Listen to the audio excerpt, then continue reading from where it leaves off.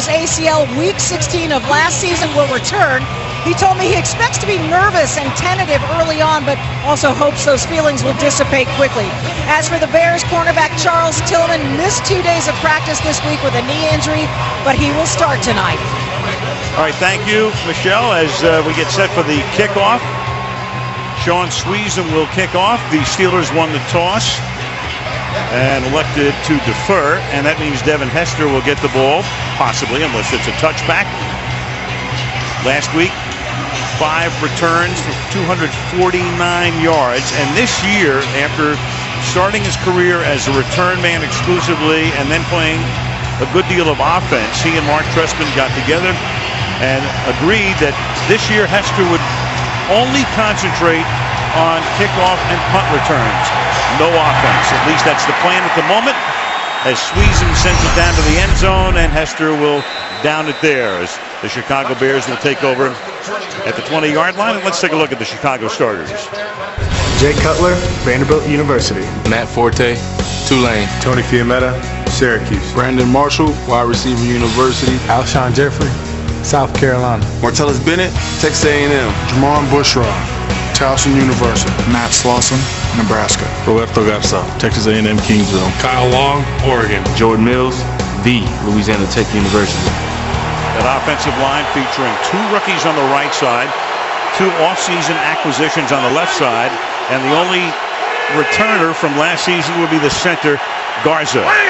From the 20-yard line, Cutler right to the air on a straight drop back into the outside. Brandon Marshall, who said he's from Wide Receiver University, otherwise known as Central Florida, gain of 9. Jay Cutler, who came over in that trade about 4 years ago from Denver, the huge deal, and of course that electrified the fan base in Chicago. Game-winning touchdown drives in the fourth quarter in each of the first 2 games for Cutler, now in his 8th season in the league from Vanderbilt.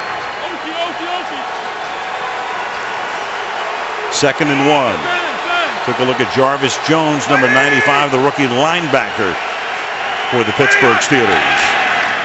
And they give it to Forte, and Chicago starts the game with a first down to the 33-yard line. Let's take a look at the Pittsburgh defense.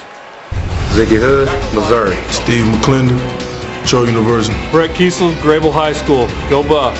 Amar Woodley, University of Michigan. Keon Wilson, South Florida. Lawrence Timmons, Florida State. Jarvis Jones, Georgia. William Gate, Louisville. Troy Polamalu, University of Southern California. Ryan Clark, LSU. IT Swagger University.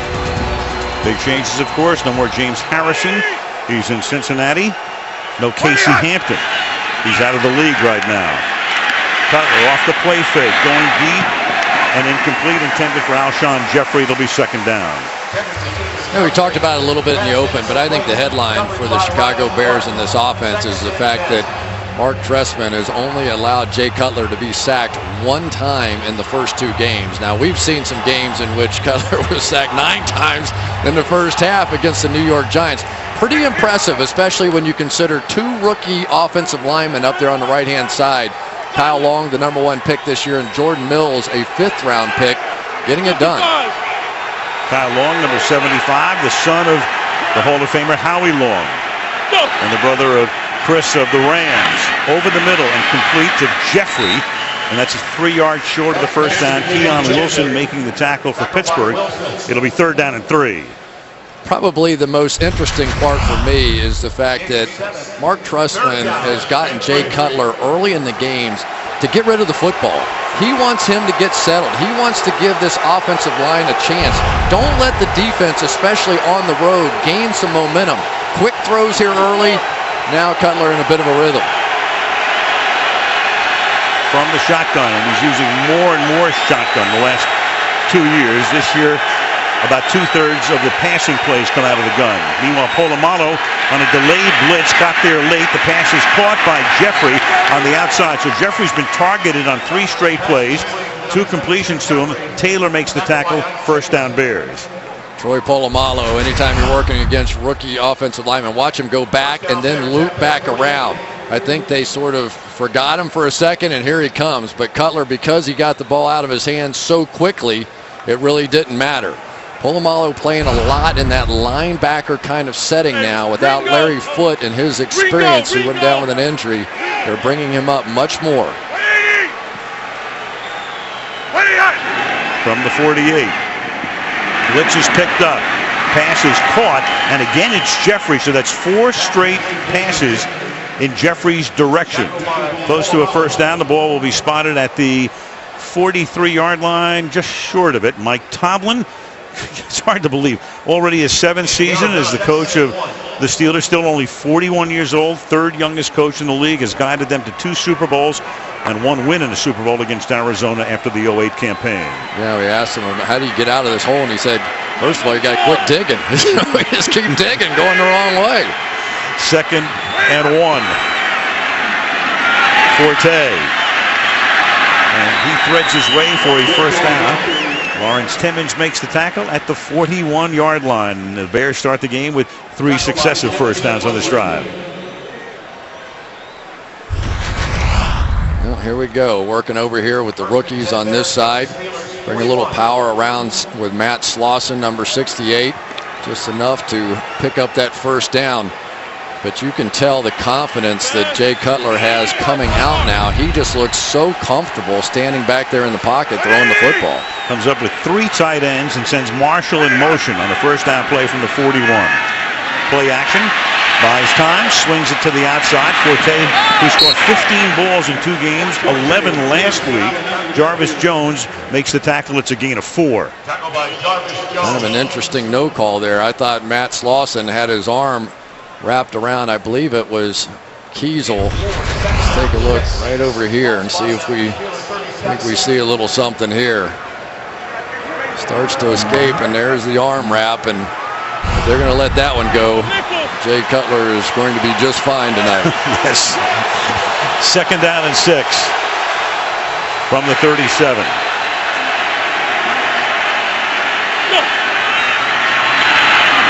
Quick throw to the outside, and that's Jeffrey, and he should have a first down. Rolling forward, they'll spot the ball at the 31-yard line. So a very impressive opening drive, 9 plays, and they've gone 50 yards in 5 minutes. Well, if you follow the Pittsburgh Steelers, you know that guy right there, Ike Taylor, is generally the guy that covers the number 1 receiver for the other team.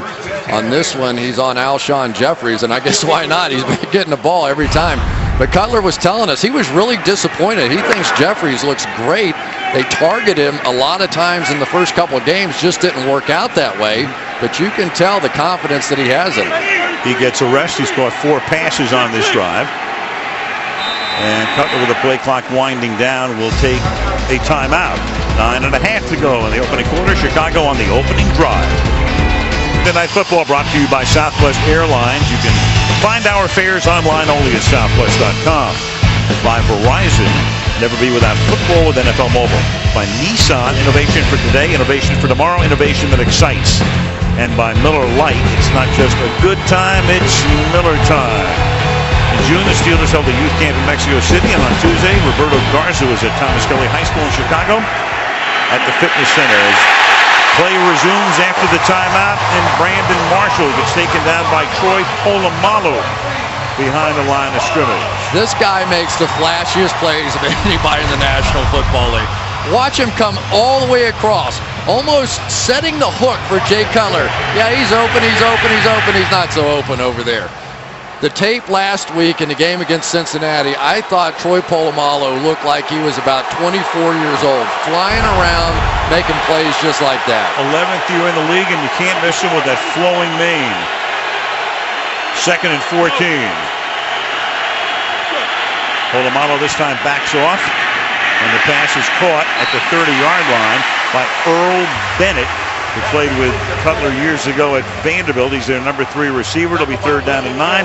Dick LeBeau, 55th consecutive season, 14 as a player, 41 as a coach, and last week, or a couple of weeks ago, turned 76. And this is his signature part of the game. 3rd and long, you could get anything here. Here's Polamalu right in the middle of the field. Keep your eye on him. Nobody with their hand on the ground in the Pittsburgh defense. Everybody's standing up. Now they put a hand down. One guy anyway. Polamalu is blitzing. They swing into the outside, and Cutler throws that one way out of bounds. Earl Bennett, the nearest target, but really not even close. And so the drive bogs down. They were steadily moving down the field and then kind of stopped themselves by taking that timeout. The new left tackle, the Pro Bowler, Jamon Bushrod, is going to end up picking up Polamalu coming off the edge here. And then Matt Forte, very underrated as a blocker, picked up Robert Golden, but just nobody open down the field. Dick LeBeau wins the first one. Robbie Gould, this is a 47-yard attempt. At a tough place to kick field goals, but the conditions are good tonight. And so is Robbie Gould on that 47-yard attempt. 8 minutes left in the quarter. Chicago up by 3. Log on to NBCSports.com live extra. A lot of good stuff there. In-game stats, highlights, share your favorite plays. The show with social media reports. Mike Florio aboard. And tonight, Chad Brown, the former Steeler linebacker, is our social media guest analyst. Chat with him as well.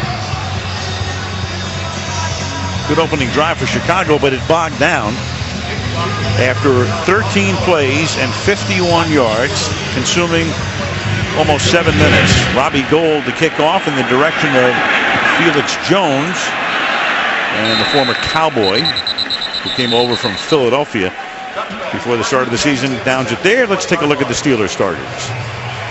Ben Roethlisberger, Miami Redhawks. Felix Jones, Arkansas. Emmanuel Sanders, SMU. Antonio Brown, Central Michigan. Jericho Cotchery, NC State. Heath Miller, Virginia. Mike Adams, The Ohio State University. Ramon Foster, Tennessee. Fernando Velasco, Georgia. David DeCastro, Stanford. Marcus Gilbert, University of Florida. Of course, one guy missing would be Mike Wallace, who signed that big contract with the now undefeated after 3 games Miami Dolphins, who were 3-0 and knocked off Atlanta earlier. Fake toss, and then the handoff goes to Jones, and the one-time #1 draft choice of the Dallas Cowboys picks up 11 before he's tackled by the safety Chris Conte. 75 yards in 2 games, and they get 11 on the first play. Well, the great thing about it was that you're going to see Felix Jones here just picking up running yardage. They went crazy. The crowd was like, they scored a touchdown on the play, a 10-yard gain, and that's big news around here. First down at the 31-yard line. Blue 30. Blue 30. Ben's first pass, and the crowd loves that. Heath Miller, the salute to him from the crowd, hit by Anderson. So tore up his knee week 16 last year, rehab, didn't play obviously in preseason nor the first 2 weeks, and sees his first action since December right here. Yeah, arguably the most significant guy on this offense right now, because they need help blocking in the running game, and he's certainly an asset there. But more than anything else, Ben Roethlisberger has a comfort level with Heath Miller that he really doesn't have with anybody else. Security blanket, 2nd and 4. Pressure on. And Ben is going to lose the ball. It's loose at the 16-yard line. Pete Morelli comes in and signals that Chicago has it. DJ Williams came in, stripped it. Roethlisberger goes down, loses the ball. James Anderson comes up with it, and Chicago in business deep in Pittsburgh territory. DJ Williams just comes free on a blitz right here, and Ben gets really loose with the football, tries to step up, it flails away from him, and out it goes. So for the Chicago Bears, who have been struggling getting pressure on the quarterback, immediate pressure, immediate turnover, and the way the Pittsburgh Steelers have been scoring points lately, less than 10 points per game, a touchdown here is dangerous. Bears, terrific through the years, takeaways, Lovie Smith, and it hasn't changed thus far in this regime. Ball at the 17-yard line. And Cutler under pressure, throws, and it's incomplete.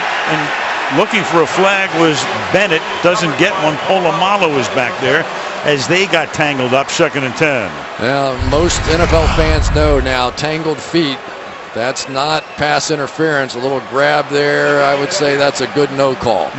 You just play, and if your feet get tangled, so be it. Sort of like running into the referee or something, just part of the game.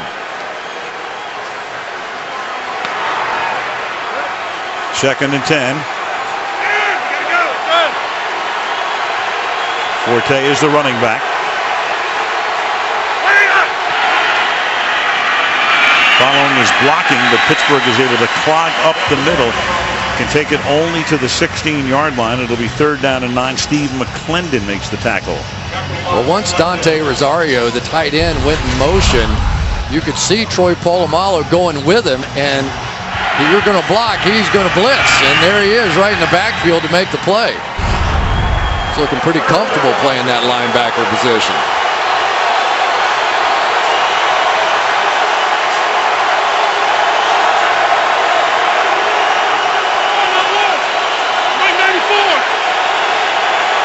Third and 9 with the play clock down to 3. Cutler slings it over the middle. It's caught by Forte, and he has a first down at the 5-yard line. So he checks it down. Shamarko Thomas makes the tackle. Forte, who catches a lot of balls out of the backfield, and a big one here. Well, Forte is going to check his protection first. Polamalu goes back, which allows Forte to come out on the route. Forte last week, I think, played the way that the Bears have always envisioned him playing. There's the right side of this offensive lineman, Kyle Long, battling as hard as he can. But when he is catching and rushing for approximately the same number of yards, Bears are tough to beat. First and goal from the 5. Forte into the end zone. Touchdown, Chicago. Roethlisberger getting sacked, fumbling, losing the ball, and the Bears go in quickly in a minute and a half, 17 yards to go up 9-0 going on 10 with the extra point. And this is the old Pittsburgh Steelers power play right here. They threw it right back in their face with Matt Slauson coming around. So much for the rookies on the right side. Kyle Long, Jordan Mills getting it done over there. Plowing right through William Gay to take it into the end zone.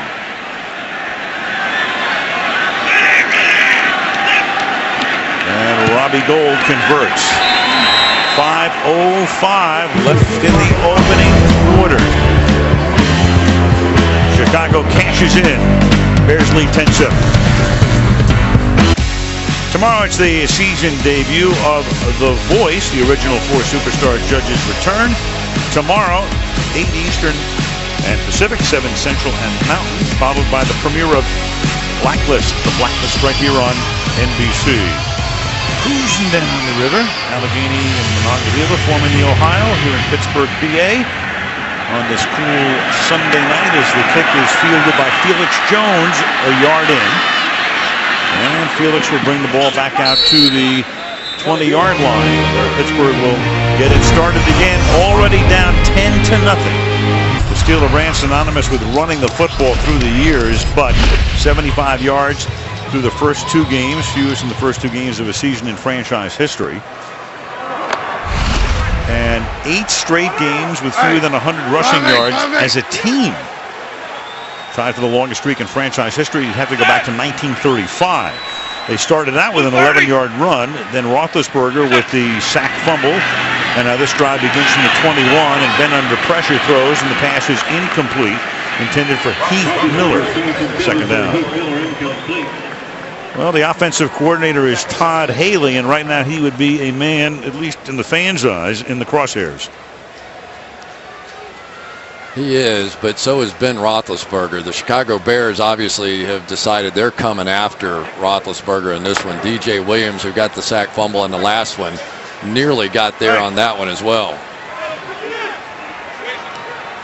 Steelers last year running only 40% of the time, and now Jones, and there's nothing happening in the middle of the line. Let's take a look at that Chicago defense.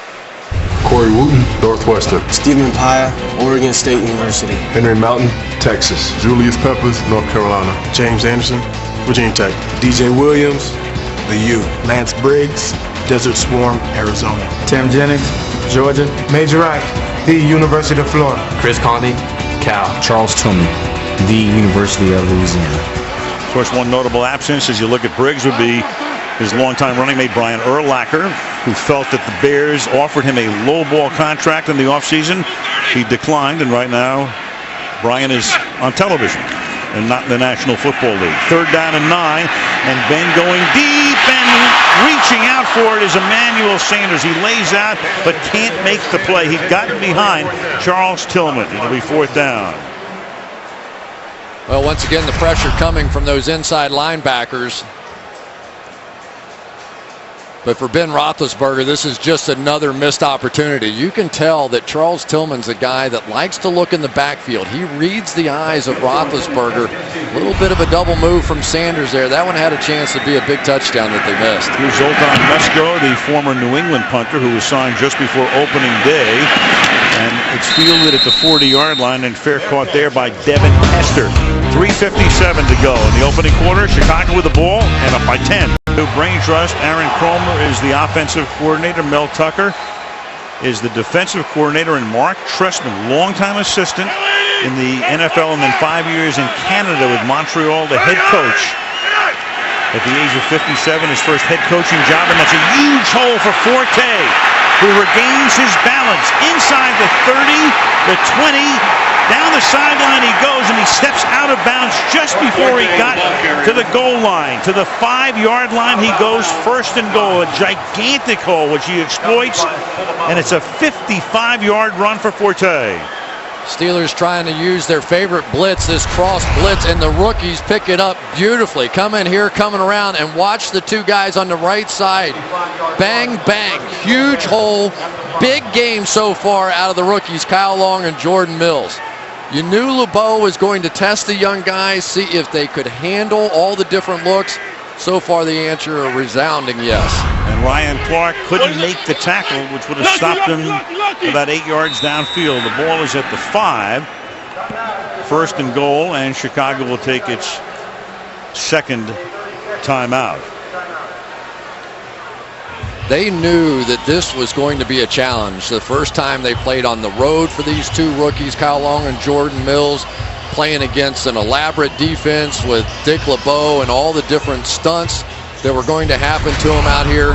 But at least thus far, these two guys right here have been spot on. I mean, that is a blitz that we see 10 times every time we watch the Pittsburgh Steelers play, and they could not have timed that out any more perfectly. Just 1-2. They said they spent all week this week with the noisemakers on and all that, even in walkthroughs, just going after blitz after blitz after blitz. So far, they got it. Well, they've taken a lot of noise away from the crowd already.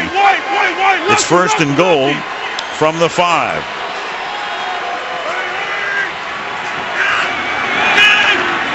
Cutler slings it incomplete.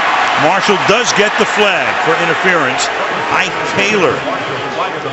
So that should put the ball at the 1-yard line. Pete Morelli is pass tonight's referee. Number 24, defense. The penalty happened in the end zone. By rule, the ball be placed on the 1-yard line. 1st down. Brandon Marshall's a big man. Ike Taylor's going to wrap his right arm around Brandon Marshall and pull. If he lets it go, you're okay. They saw a little tug with that thing there, and that's why you're going to get the call. Pretty good play by Ike Taylor.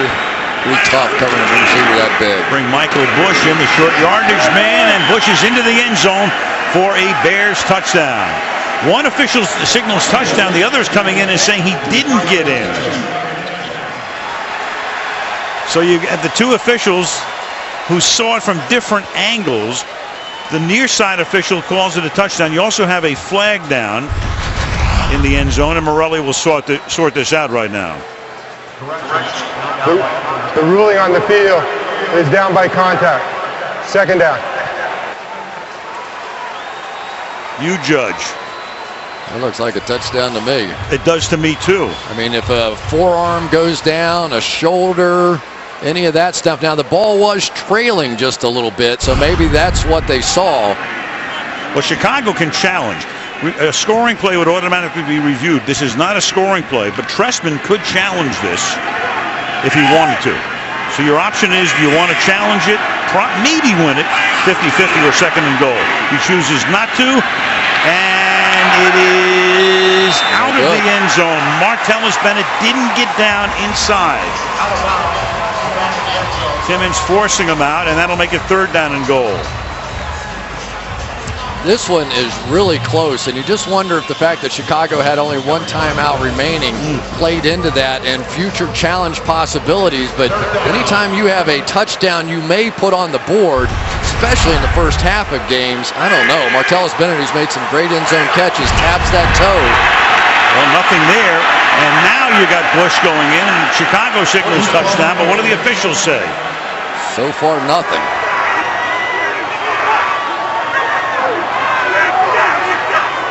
This decision's getting more and more significant here. Yep, now they're going to put it down at about the 2-inch line. 4th down. Well, you talk about the possibility of a momentum changer right here. Well, you could argue both of those were in there. Now you can say if Trestman wants to challenge this, he can. There he is. Yeah, he's challenging. He's going to challenge. He figured he didn't challenge the first one. It was 2nd down and goal. But this time, he's going to have them take a look upstairs. I think he wins this one.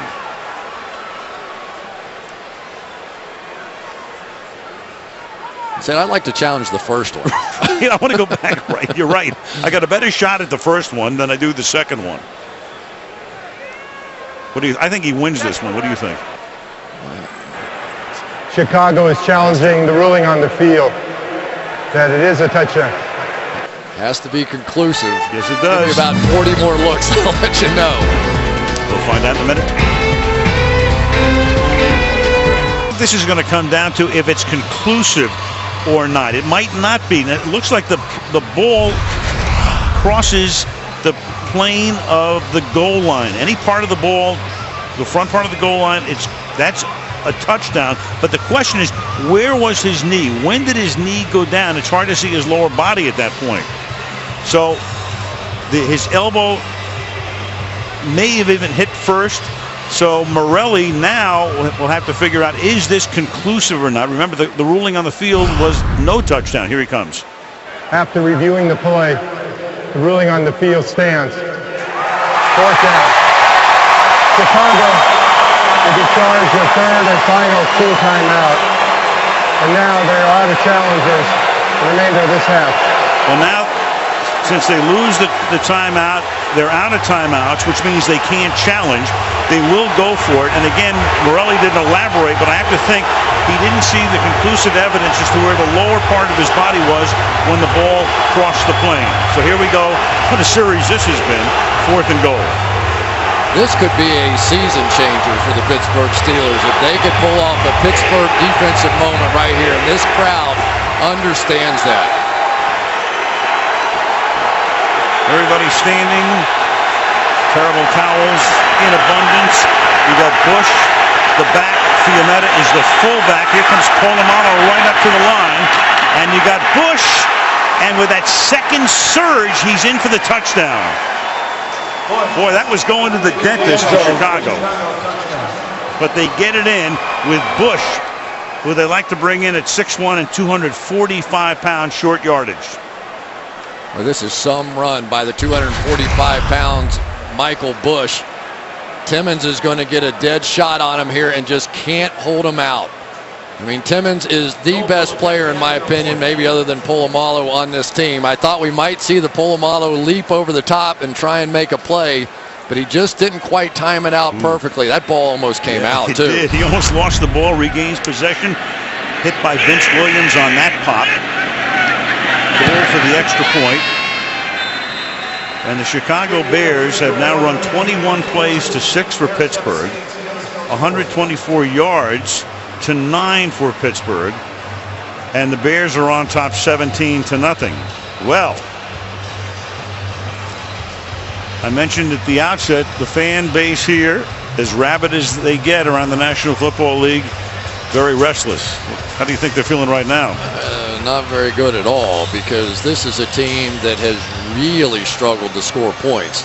And now you're 17 points down. I don't know what you do other than let Ben Roethlisberger try and do his thing. But so far, this one could not have started any worse for a team struggling to score points. And we talked about some of the guys that are missing. Mike Wallace took the money and ran to Miami. Rashard Mendenhall let him go. He's now in Arizona. Max Starks out of the league at the moment. The tackle, Willie Colon, gone as well. The longtime guard, James Harrison, has taken his equipment to Cincinnati. You got Larry Foote and Marquise Pouncey lost for the year. You saw Casey Hampton, the longtime nose tackle, not in the league anymore. So a lot of changes for the Pittsburgh Steelers. No Rashard Mendenhall, no Mike Wallace. The explosiveness is greatly diminished out of this offense. And the Steelers will begin their next drive from the 20. Steelers tied for the second largest deficit in the first quarter of any home game, down by 27 to the Eagles back in 1965. So, of course, this is one of the most stable of franchises. That is Dan Rooney, who most recently was the ambassador to Ireland. And just below him, his son Art II, and a lot of worrisome looks in the owner's box, at least at the outset tonight, as Pittsburgh tries to get something started, and Jones picks up 6 yards. Felix Jones out to the 26-yard line. Major Wright makes the stop. Now, we talked about Rashard Mendenhall no longer being here. Already has more yards rushing than the Steelers as a team. But what he did was gave you a horizontal stretch on the defense. He could get to the edge. He could get outside. And I think Felix Jones, at the very least, gives them a bit of that element as well. Le'Veon Bell, who was supposed to be the lead back, their second-round draft pick this year, still out with an injured foot. But at least Felix Jones has given them a little bit of that pop to the outside. At the 26 on 2nd and 4. Roethlisberger stepping up away from the pressure. It's Antonio Brown for a first down. Antonio gets run out of bounds at the 44-yard line. Major Wright on the blitz, and Ben got it away for a gain of 18 yards. Ben Roethlisberger, as a starting quarterback at home when they face NFC teams, 15-1, only lost about 3 years ago to the Giants. Jonathan Dwyer now comes in as the running back. He was their leading rusher last year. Playing a spot roll now. The ball at the 44. Off the fake. And it's caught by Will Johnson, the fullback. And Johnson, it's all he can do to pick up some yardage out to the 49. Tackled there by Briggs as we tick down to the final half minute of the quarter. I asked Todd Haley, give me a guy on this team that doesn't get any attention, that deserves it. Right out of his mouth, Will Johnson, their fullback, a guy they sort of discovered out looking for at another player. He said he's a good, solid lead blocker and an excellent receiver coming out of the backfield. That was a good catch. 2nd and 5. And look out, and Ben goes down. DJ Williams comes blasting up the middle, the longtime Denver Bronco. First year with Chicago, one of the big acquisitions, and comes blasting through the middle to take Roethlisberger down. Second sack of Ben in the quarter, which comes to an end with the score. Chicago 17, Pittsburgh nothing. And Sunday Night Football resumes after these messages. Field coverage as you look at downtown Pittsburgh, PA, brought to you by Geico. Beautiful shot, but not so beautiful on the field here at Heinz Field. Al Michaels, Chris Collinsworth, Michelle Tafoya, and a shot taken by Ben to his hand. Hand and wrist, and shaking it out as he comes to the line out of the shotgun here on 3rd down and 14.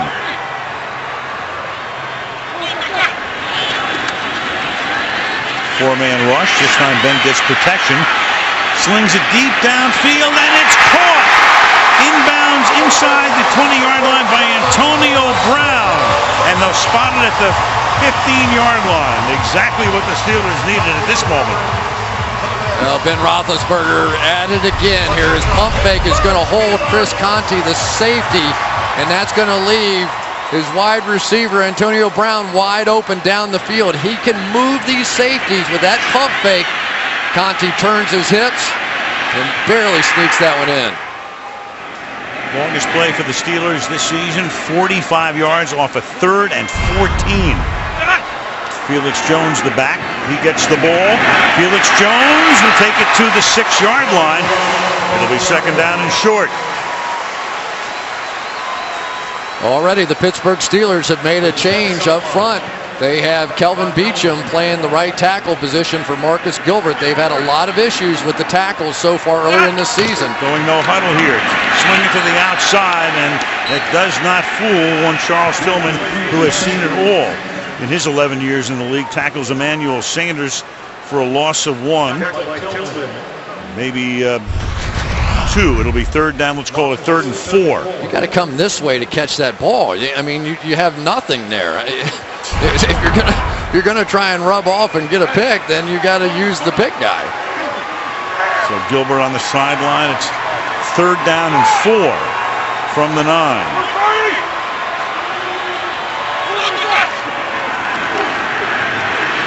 Roethlisberger staying in there, and then it's dropped by Brown. Antonio Brown drops it at the 7-yard line.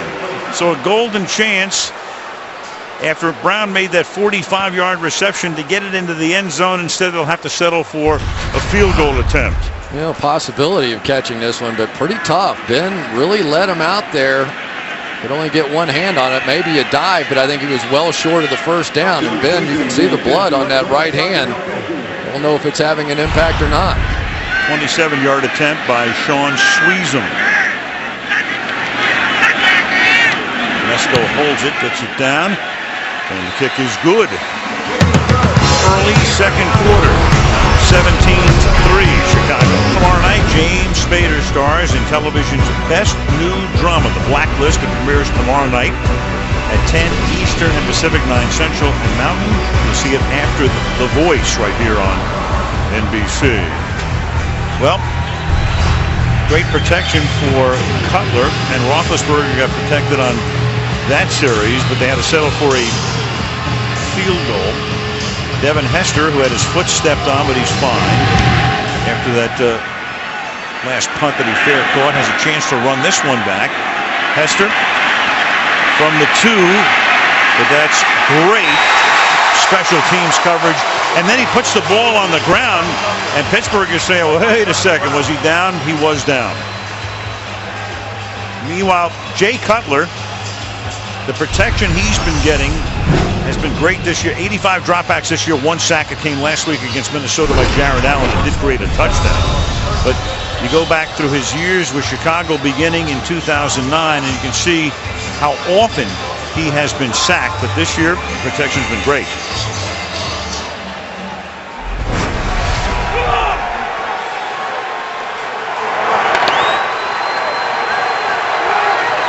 So they bottle up Hester.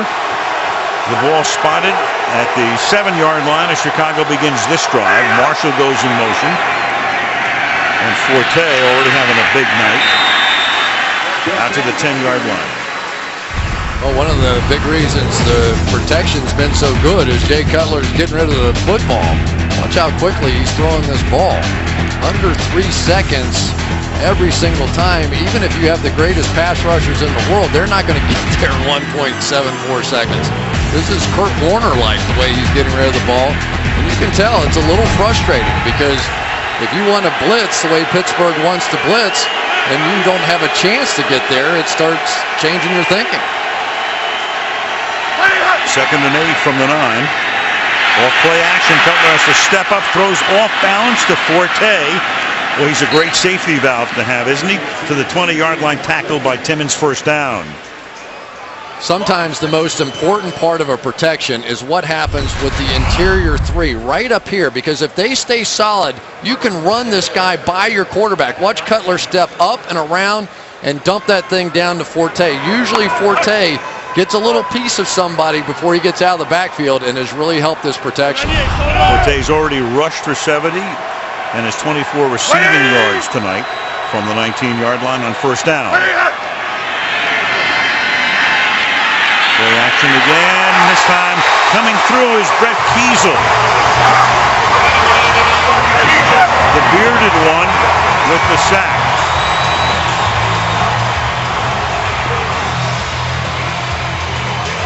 typically the Pittsburgh Steelers and their defensive ends don't get a lot of sacks because they're playing run first. It's called a two-gap technique. They're going to make sure they protect either side. But Kiesel has done such a great job over the years of recognizing when it's passed, when he can release. And there's a guy that has been so valuable to the Pittsburgh Steelers over the year. Watched him last week. I don't think he's lost a step. 2nd and 12. Cutler swings it to the outside. Brandon Marshall on the bubble screen to the 23-yard line. So Brandon Marshall, who began his career in Denver when Cutler was there, and then wound up with the Miami Dolphins for a couple of years, and then in a big acquisition last year, comes back to rejoin Jay and comes off a career season.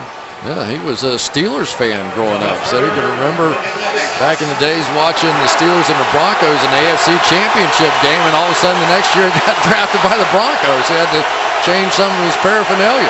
Grew up here, has family here. He got on the team bus yesterday from the airport. His cousin's driving it. 3rd and 6 from the 23.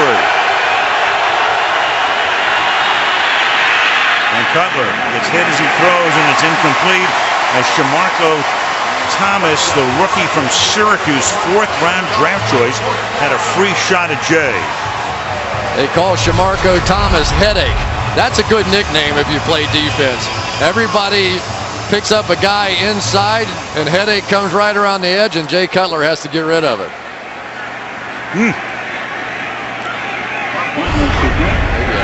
Arm ache on that one. Adam Podles. This will be his first punt. Antonio Brown back to run it back. Fields at the 38, escapes the first man, and then gets bottled up at the 41-yard line. And the penalty marker is down. Get the call from Pete Morelli before we go to the break.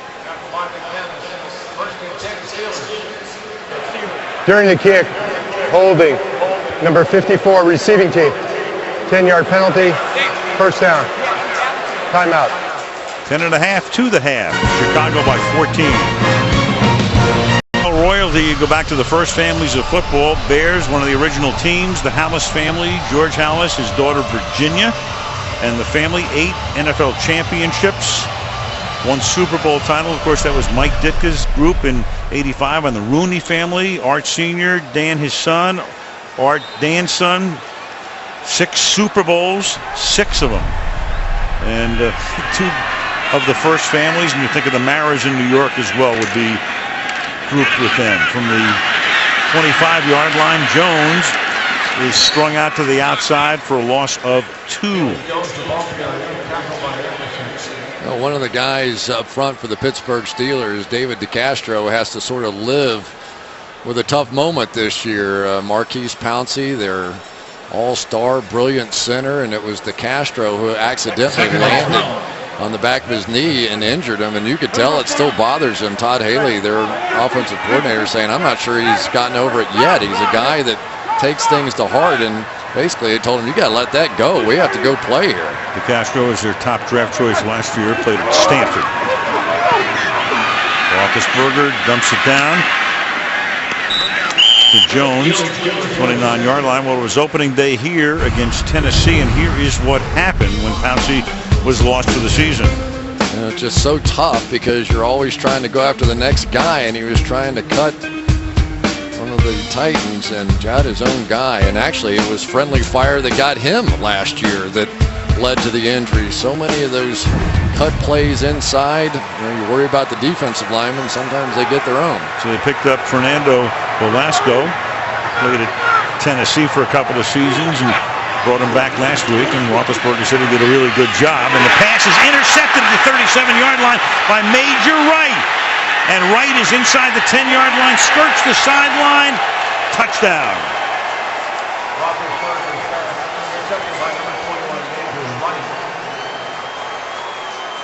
You ever seen a team like the Chicago Bears and their ability to score points on the defensive side?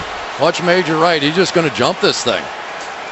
They back out of their blitz, and I think Ben felt comfortable thinking it was a zone, and all of a sudden Major Wright comes out of center field. I don't think he ever saw him. And then look at the blocking. The Bears immediately turned to offensive players when they get a turnover, and nobody sticks the thing in the end zone the way this football team does. They're all looking for blocks. There it is. It's incredible. Well, they're just reviewing that. It's a scoring play. He was skirting the sideline on his way in. They ruled it a touchdown. They're waiting for confirmation. This is 3 straight seasons in which Major Wright has had a pick six if it stands. Is he out of bounds or in? In, we think. Definitely in there. But they're checking it out upstairs. Well, usually you think of Charles Tillman, Tim Jennings. Jennings already had a pick six earlier last week. Charles Tillman, I think, had 3 a season ago for touchdowns. Jennings led the NFL in interceptions. Tillman led the NFL in forced fumbles. These guys make a living on it. Touchdown confirmed. Of course, that was the hallmark of the Lovie Smith tenure, and it has been perpetuated into the 2013 season by Mel Tucker, the new defensive coordinator in his group. Gold's extra point is good, and Chicago leads by 21. NFL and all 32 teams are celebrating Hispanic Heritage Month. Visit NFL.com/Hispanic Heritage to hear the personal stories of Hispanic players in the NFL. Return touchdown since 2004. It's the Lovie Smith era plus the first 2.5 games of this season.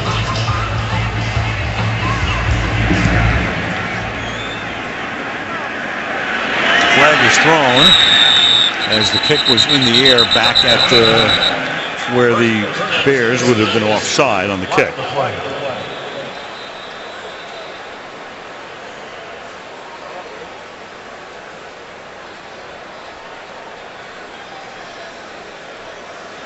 Call sheet starts looking a little thin, doesn't it? 24-3. It's a different call sheet, isn't it? Offside, number 36 of the kicking team. 5-yard penalty will be enforced from the 20-yard line. First down. So that moves it to the 25-yard line, and that's where this drive will begin as we go back to the Major Wright pick. Let's give a little credit to Henry Melton here. He's going to come up and around. They do this stunt right here. And as the tackle, Kelvin Beachum, comes off on the blitzer, it just leaves it wide open in there for Henry Melton. And Ben had to get rid of the football before he wanted to. So Belcham now playing both tackle positions. And you just wonder how much time he's actually spent over there with Ramon Foster. Well, 2 touchdowns in 26 possessions this season, 6 turnovers, and a ton of 3 and outs. Jonathan Dwyer is the running back as they begin this drive from the 25. Blue 30. Blue 30. Quick throw, and that's Brown making the catch. And he's tackled there by Charles Tillman. And they'll spot the ball just short of the first down, second down in inches. You know what's interesting to me is that the Pittsburgh Steelers, when they did get their offense going last week against Cincinnati, it was in the hurry up, it was in the 2-minute offense. They tried to accelerate the pace a little bit. I just don't think the Steelers are comfortable enough with their tackles to believe they're going to block these defensive ends of the Bears. Second and 1, and look out, and blasting through this time is Briggs to take Dwyer down. So it's second and inches. You figure you give it to the back, shouldn't be much of a problem, and Briggs has other ideas. It's a loss of almost 5. DeCastro pulls, and Briggs runs right by him. I mean, this has not been good. Lance Briggs has taken over the play calling duties for Brian Urlacher. He said, I was so addicted to Urlacher over the years. He would call out the formations and basically tell us all what the play was. And he said, now that's my job. And I think it's been good for him. I think he's more of a student of the game and has been making plays like that all season long. 3rd and 5, and Roethlisberger has to take a timeout. That play clock was all the way down. Well, you hear the boos. You go back to last season, of course, when the Steelers started the year 6-3. Roethlisberger got hurt. They finished 2-5. They didn't make the playoffs. Talked about the fact they didn't win a preseason game. That really means nothing except for the fact that, they're used to winning here. You don't win in preseason. You lose your first 2 games. You're down by 21 points in game 3. You're going to fly to London this week because their next game is against Minnesota Sunday, and Mike Tomlin wants to keep the schedule as close to regular as possible. They won't even leave till Thursday night, get to London Friday morning, work out in London Friday, have a walkthrough Saturday in the hotel, go to Wembley Stadium Sunday, play Minnesota, fly back here. Apart from that, well, we got the eye on London, Buckingham Palace. Well, I guess not. And Big Ben. Big Ben, right? There you go. Who won't get a chance to see Big Ben? Maybe from his back if this protection doesn't hold up a little better. 3rd and 5 from the 30.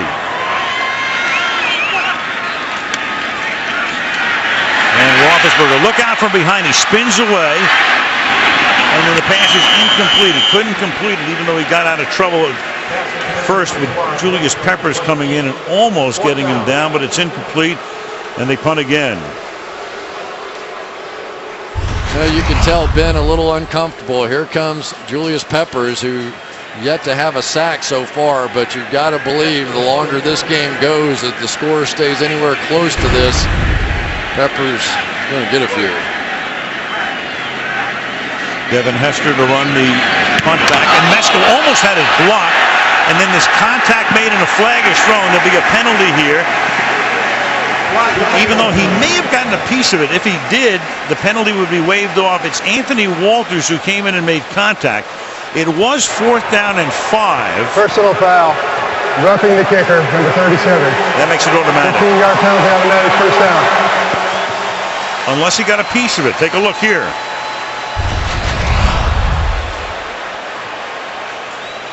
Nope. Nope. He takes a pretty direct path. You know, he comes right up the middle, and you really have to anticipate where that kicker is going to be, not where he is.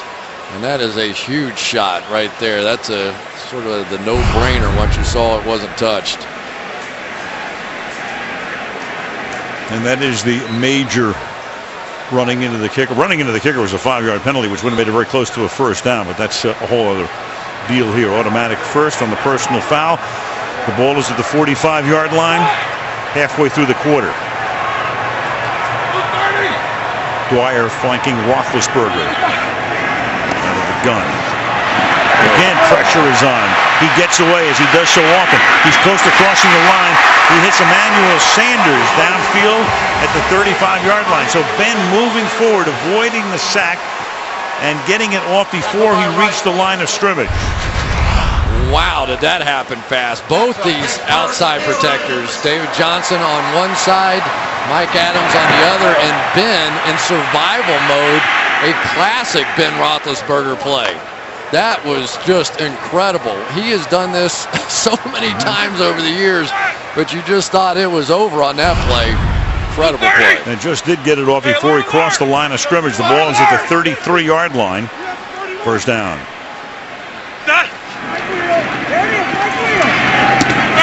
And a quick toss out here is incomplete.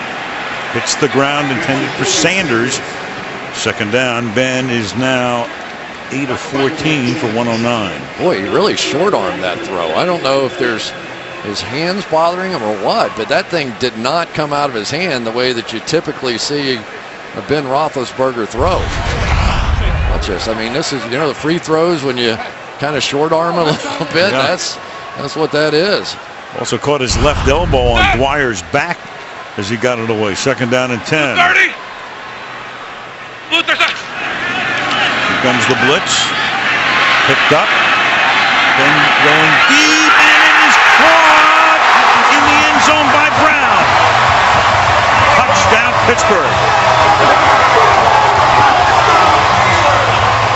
Again, Ben with that escape. Conti came in, ready for the sack. Ben gets away, and a great catch.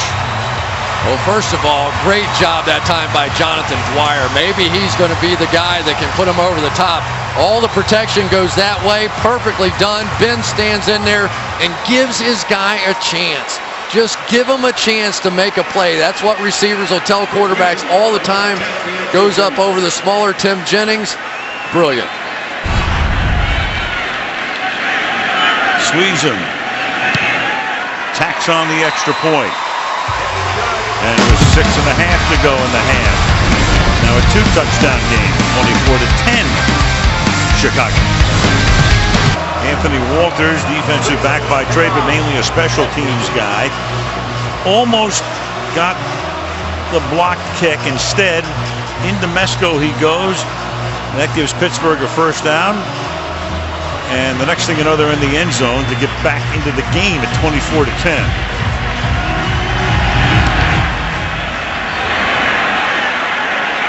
At the 10-yard line. Go! Brought back by Joe Anderson. Sunday Night Football brought to you by the brilliant minds and machines of GE.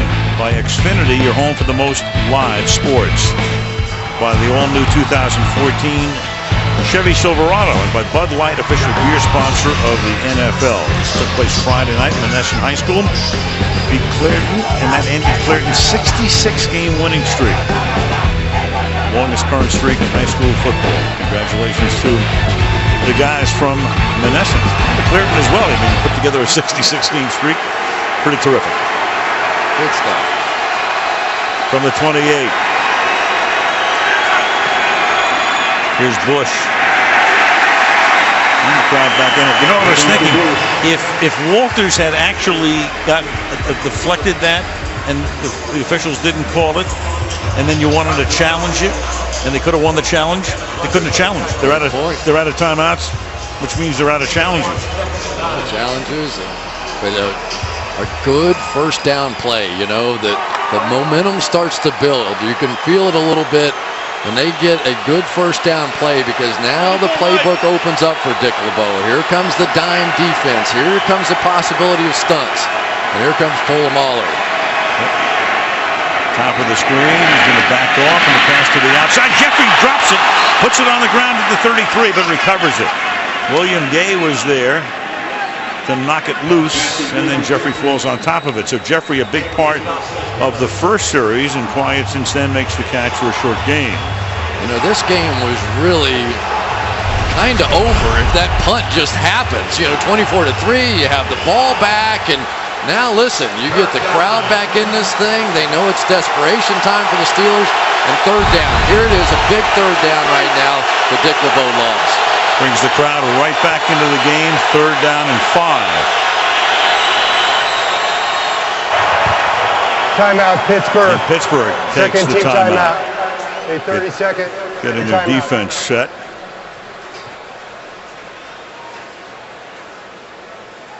And that's Keith Butler, the linebacker coach there. And Trustman comes out to try to get a word in with Cutler. You know, Al, one of the things we haven't talked much about is the fact that there's been a lot of changes on the Pittsburgh Steelers defense as well. Larry Foote goes out, and now Keon Wilson and Vince Williams, essentially the play callers on a complex defense of Dick LeBeau. Jarvis Jones, another rookie in there as well. You have Steve McClendon in there, really a first-time starter. So a lot of help being generated from the secondary. Ryan Clark, Troy Polamalu making a lot of help calls from the back end because of the lack of experience of Keon Wilson and Vince Williams. Two guys Dick LeBeau said, I would have never believed both these guys would have even made our team. One a rookie and the other has sparingly played in 3 years. So there's LeBeau. Let's see what he has dialed up on the 3rd and 5. On the blitz. Cutler. He escapes. Buying time. Slings it to the near side, incomplete. Intended for Marshall, and there's Polamalu coming all the way across the field to cover Marshall on the play. 4th down. Well, they came with something exotic. You knew they would on 3rd down. Come with a corner blitz here off the side, but Cutler does his best impersonation of Ben Roethlisberger and makes a great throw. This is one that Marshall just has to have.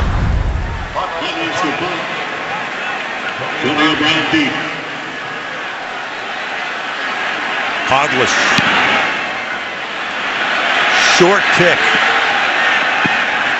Bounces at the 30, but takes a real good Chicago hop and roll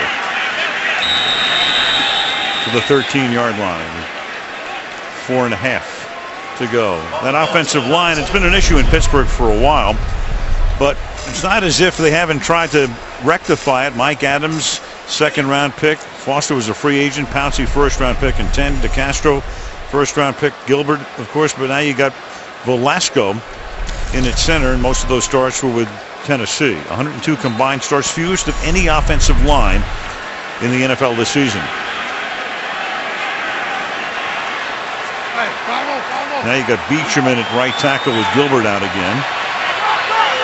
Felix Jones flanks Roethlisberger. And they give it to Jones. And Jones with a 9-yard burst off of the Castro block. It'll be 2nd down and 1. You know, it's interesting. Ben Roethlisberger met with his offensive line this week. They've been taking a lot of heat here in town, and basically said, you guys don't understand how good you are. You're all high draft picks. You have to start playing like it. You're the best player in high school, the best player in college. You've got to, don't be afraid of getting penalties. If you've got to choke somebody out, in Ben's words, go for it out there. Show a little more dog on the field. And so he's maybe starting to get a little of that now. 2nd and 1. And with room to the outside, a burst by Dwyer. And Dwyer to the 47-yard line, where he runs over Conte and again to Castro, helping to spring him. 25 yards. Here's a number 1 draft pick going out. Watch the Castro here. Gets out on the edge, uses his athleticism, makes a big block. And there goes Jonathan Dwyer, who's really had a big role now in this comeback. He is an excellent blocker. Let's see if it's this lower your head. That is an interesting no call there. When you size somebody up outside the tackle box, that could have easily been called. Low downfield. Dwyer again, and this time he gets stuck. Julius Peppers is there to knock him down behind the line of scrimmage. Ticking down to 3 minutes remaining in the half. Well, great players know how to play with their hands, and Julius Peppers, no exception. Watch him working on Mike Adams here. Just swats his hands away and makes the play in the backfield. You have to be able to block better than that on a run play. 2nd and 12. Stay on the ground. Gain of 3. Dwyer. It'll be 3rd and long. Pittsburgh has 1 timeout plus the 2-minute warning. And I think they're going to let this thing go down to the 2-minute warning. Why not? You don't want to have to give it back.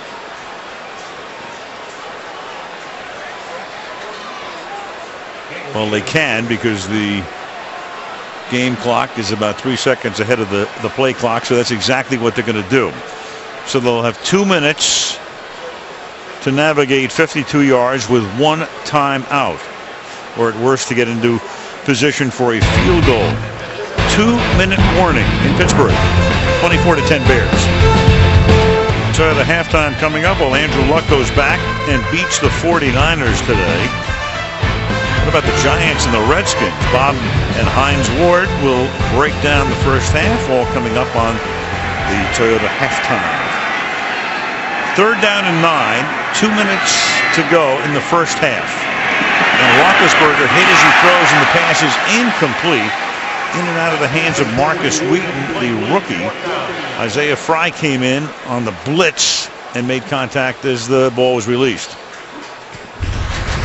Well, anytime you have big Lance Briggs covering a wideout, I guess you're going to take a shot at that one. They've been trying to work in Marcus Wheaton, the young rookie. They like him. An opportunity to make a play there, couldn't make it. And now it's a high and very short kick off the foot of Mesko. And that will be taken at about the 29-yard line by Chicago without a timeout. 21-yard punt. Well, you go back to the 1970 NFL Draft when the Steelers moved to the AFC. Both teams 1-13 the year before. Steelers won a coin toss first pick, and that turned out to be Terry Bradshaw. How was that for a pick? Looks good too, doesn't it? Right. Full head of hair. Bears traded the number 2 pick of the Packers for Caffey, Elijah Pitts, and Bob Hyland. Well, Phil Emery has done quite a job, and he's a man who has his mission all set out in front of him. The 2nd-year general manager for Chicago. This is forte.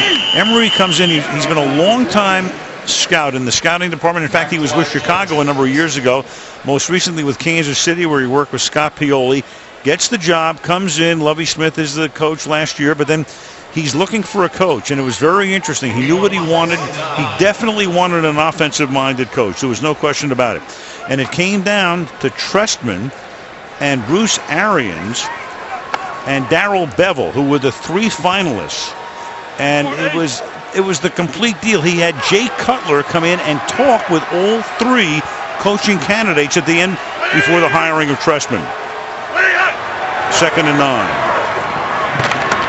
Forte, and then of course, nostalgia takes a recess, and sentimentality in Chicago. When you let Brian Urlacher go, he offered him a contract.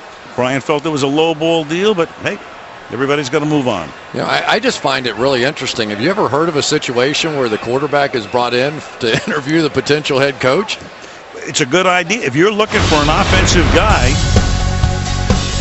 when we heard about it, Cutler told us about it. That's an interesting idea.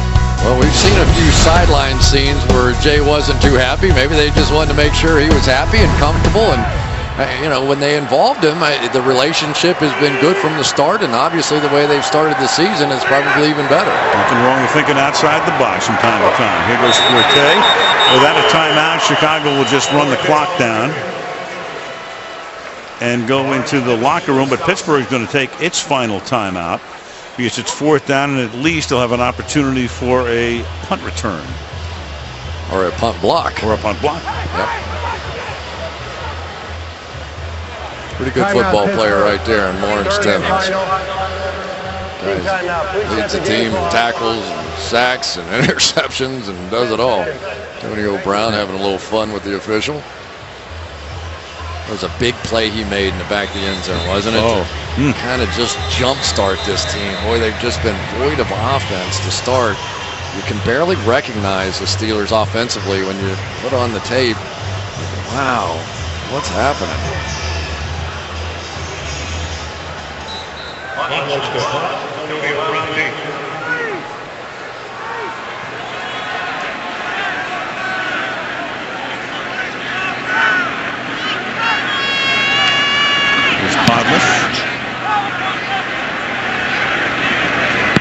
And nice break there, because that's going to take the clock to 0. It looked pretty good on his stat sheet in renegotiation time. Coming up next, Toyota halftime, 24-10 Chicago. First, these messages from your NBC station.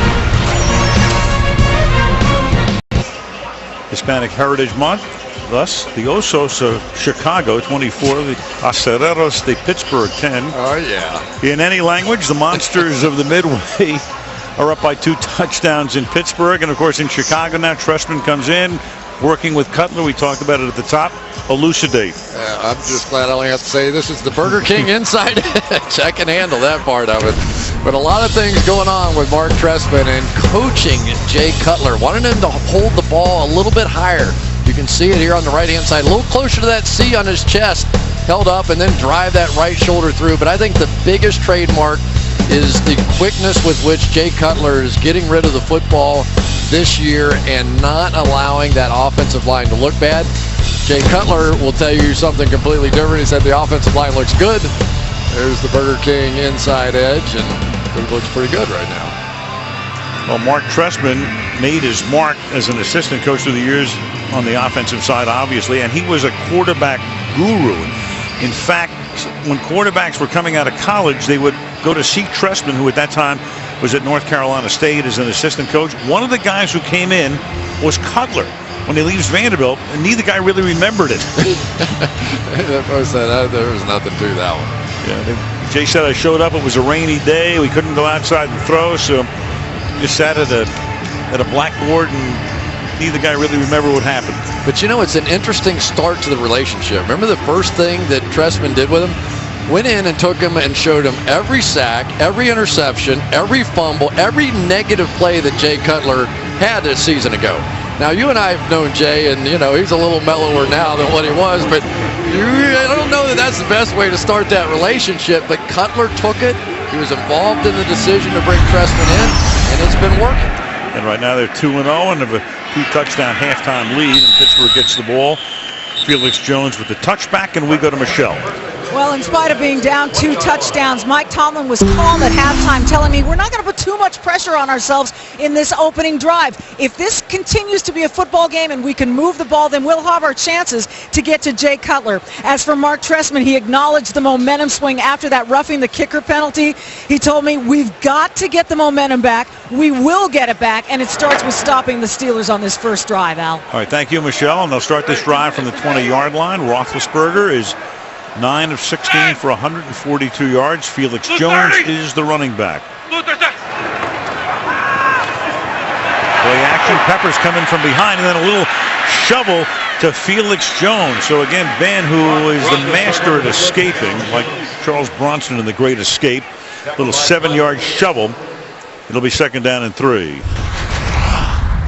Well, Julius Peppers over here against Mike Adams, and Adams really having a difficult time just slowing him down, but stay with him through the entirety of that play. And when Ben steps up, just gives him a chance. You know, it's so hard. Most quarterbacks, you get an arm on them and they tend to go down. Ben, that's not quite enough. Nothing like cultural references from 40 years ago, but what the heck. Felix Jones losing the ball, and Chicago thinks they have it, and they do. So Michelle talked about getting the momentum back, and that gets the momentum back. Henry Melton recovers it.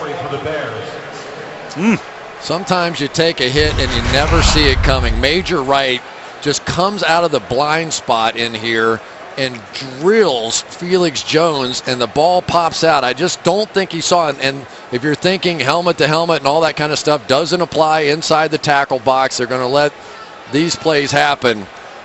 But boy, it just can't go a whole lot worse for the running game of the Pittsburgh Steelers this season. Second huge play for Wright tonight, who had a pick 6 earlier. Now the big forced fumble. And of course they review every turnover, get it confirmed, and Cutler ready to go to work from the 29-yard line. One of the things Jay Cutler and the Bears wanted to do tonight was change up the rhythm of the game. Occasionally come up there and go no huddle, go quickly, do some hard counts, see if they can make them show their blitzes. Really change the momentum back and forth. Forte. 26-yard line. Gain of a couple. Well, here's the area in which that there is no such thing as that helmet-to-helmet sort of rule by a running back or a tackler in that dark shaded area right there. Just outside that area, but I don't think there was any sort of helmet-to-helmet shot. Looks like he put his helmet right on his shoulder there. Agreed. And that's one of the problems that Jones had in Dallas, and he hit a huge fumble in Sunday night opener a couple of years ago. Meanwhile, you got Matt Forte flanked wide to the right. Cutler throwing to his left. It's complete. It's Jeffrey. He gets forced out of bounds at just about the first down marker. For Alshon Jeffrey tonight. That's 6 catches for 43 yards. The best thing that could have happened to this offense tonight, well, besides being up over the Pittsburgh Steelers, is the fact that Alshon Jeffrey has become a big factor in this game. They've got Ike Taylor guarding him over there. So now Brandon Marshall, Martellus Bennett, Matt Forte, who have really been carrying the load. Now defensively, you're not exactly who you have to protect out there. On both guys up to the same side here on a 1st and 10. Two big receivers. And a little shovel from Cutler, and that is caught by Martellus Bennett. And Bennett fights his way to the 11-yard line, breaking tackles along the way. Bennett, a former Cowboy and a former Giant, comes over in the offseason. Tomlin is beside himself. Well, you've got Martellus Bennett right here. He is protection first. That is what they're going to do with him. But as they get closer to the red zone, we've already seen this season, more and more they're going to let him out because he has this sort of athleticism. Here's a big former basketball player. We've told the story, Antonio Gates, those kinds of guys. But they have the kind of athleticism. You just flipping the ball like that, all of a sudden you're 2nd and short. Well, the game-winning touchdown in the waning seconds last week at Soldier Field. Now they give it to Forte. Just short of the 10. It'll be 3rd down and 1. I really came into this game tonight feeling like the whole story was going to be how those rookies held up on the right side for the Chicago Bears. On the road for the first time, trying to figure this whole thing out. Kyle Long, really an amazing story for how far he's come to make it to the National Football League. Started his career as a pitcher at FSU, a 95-mile-an-hour fastball and left-handed. Bush is in. Polamalu was almost offside. They give it to the short yardage back, and this is Bush. And he's going to be very close. Jarvis Jones is there. The head linesman comes in. He's going to spot the ball short of the mark. So it's going to be 4th down. First time we really had a chance to talk about Jarvis Jones, their #1 draft pick. Polamalu was going to try and jump over the top, and Jay Cutler adjusted his snap count a little bit, but they love Jarvis Jones, don't they? Meanwhile, for Trestman, here's the decision you make. It's 4th down. They're going to measure, but they're going to be short. So a field goal makes it a 3-possession game. Or do you try to go for what would be a kill shot touchdown here? Personally, I take the field goal. I would too. You have a chance to go 17 up. That's 3 possessions. Doesn't mean you can't go hard count here and then eventually go for the field goal, but I wouldn't imagine you want to back it up 5 yards. It looks like they're going. Because they have the momentum back after the turnover, then they give the momentum back to Pittsburgh if they don't make it. Let's see where they go with this now. Well, they're going to line up to go for it anyway. I think they go right. I think they're going to go. The play that worked for them in this situation before was that Pittsburgh Steelers power play with Kyle Long and Jordan Mills on the right side double teaming and Slauson coming around. Well, Bush behind the fullback Fianetta, and they're just going to try to draw them offside. And you can tell with the body language that that's all they were going to do at that point. Delay of game offense. 5-yard penalty remains. And yeah, you don't even have to take a timeout. You're in chip shot field goal range anyway. It's hardly going to matter for gold. So Marshall, it looked like Marshall was trying to call timeout for just a second. But why call a timeout? There he is. Does he want to call timeout? Yeah, he's calling. He's trying to call timeout. You know why he did? Because he was moving on the play, and then when the second motion started, they would have had to completely reset both guys to not get a penalty. So he got a little jumpy, not realizing they were going to take the 5 yards anyway. And so the grin for Cutler is if to say to the defensive line, hey, I knew you knew.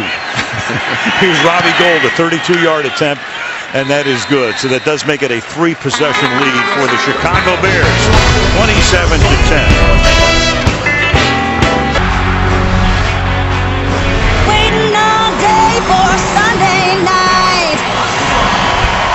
Now, Michaels, Chris Collinsworth, Michelle DeFoya, Heinz Field, Pittsburgh, PA, on this Sunday night. One good thing, we put the Doppler radar away. 2 of our 3 games thus far have had weather delays. We had a little storm come through here yesterday, but nice night tonight. Touch of fall on this first night of fall. Temperature in the mid-50s, and Robbie Gould to send it down toward Jones. And let's take a look at the 3 turnovers here. And we're talking about 17 points. It's one thing when your offense is struggling and you hold on to the ball, but when you give it away and you're allowing 17 points on the defensive side like this one from Major Wright, who's had a major factor on this game so far. The interception for a touchdown, forced that fumble. It has been a rough night for the Pittsburgh Steelers offensively here. Start with Jonathan Dwyer flanking Roethlisberger on first down.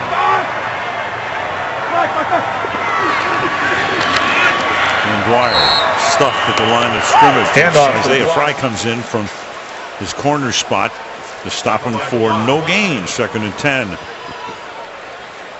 I'll tell you, I give Mel Tucker, the new defensive coordinator of the Bears, a lot of credit. He came over to this defense, and they had an established system. They were playing well, and why change it? So instead of making all the players learn a new language that he spoke, he learned their language and allowed them to pick up and running right from the first day of camp. And I think it really made a difference for the start of this season that they didn't have to learn that new system. And much appreciated by the veterans. That shoulder shake and then open to catch the pass and take it into Chicago territory is David Johnson, the backup fullback. So Roethlisberger with that shoulder shake and pump, and then he finds the open man for a gain of 32 yards. Well, there's just nobody that does it like this. Here you see David Johnson just going up the seam here, and Brian Urlacher maybe in his day could get a little bit deeper than Lance Briggs did there, but when Ben Roethlisberger starts going back and forth and looking around and pump faking, tough to play defense. From the 48 on first down.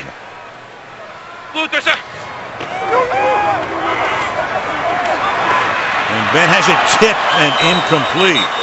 Try to get it over the outstretched arm of Corey Wooten, the fourth-year guy from Northwestern. It'll be 2nd and 10.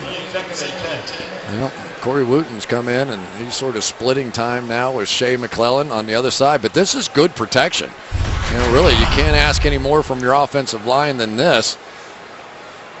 Mike Adams going to get a little help from Jonathan Dwyer on the outside, but those are the kind of plays that seem to be going against Pittsburgh tonight. But they do have a little momentum on this drive and plenty of time. You know, they just need another play. Sanders gets a block off the bubble screen and takes it to the 38-yard line. Jericho Cotchery with a good block there, and they're going to spot it about a yard shy of a first down. There we go. Now they use the pick the right way. This time Sanders is going to loop back inside like he's supposed to do. Now watch the play work. Now you got something going. Somebody on the sideline, some good coaching over there. With DeCastro right inside. That time able to pick up James Anderson, and he didn't let him go. Fueling shy of the first down. 3rd and that much. Now, if you're Tomlin here, you can almost run it if you feel like it, with the idea that you could do it again. I think at this point in the game, you're not going to be punting the football from the Bears' 38.5-yard line.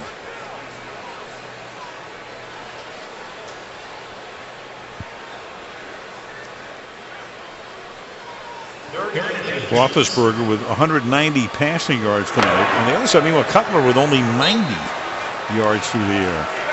Isaac Redmond makes his first appearance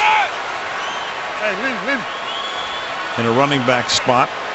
Comes up on in the slot to the left. And Roethlisberger is going to keep it himself, and with a big body is able to angle his way for a first down. You know who really came off the ball on that one is Fernando Velasco, coming in for Marquise Pouncey. Kind of an incredible story when you stop and think about it. He gets cut by the Titans and comes over here with 1 week notice and fills in for Marquise Pouncey, and really made one mental mistake in the game a week ago. There's Isaac Redmond saying, "There you go, Ben, give you a little hand."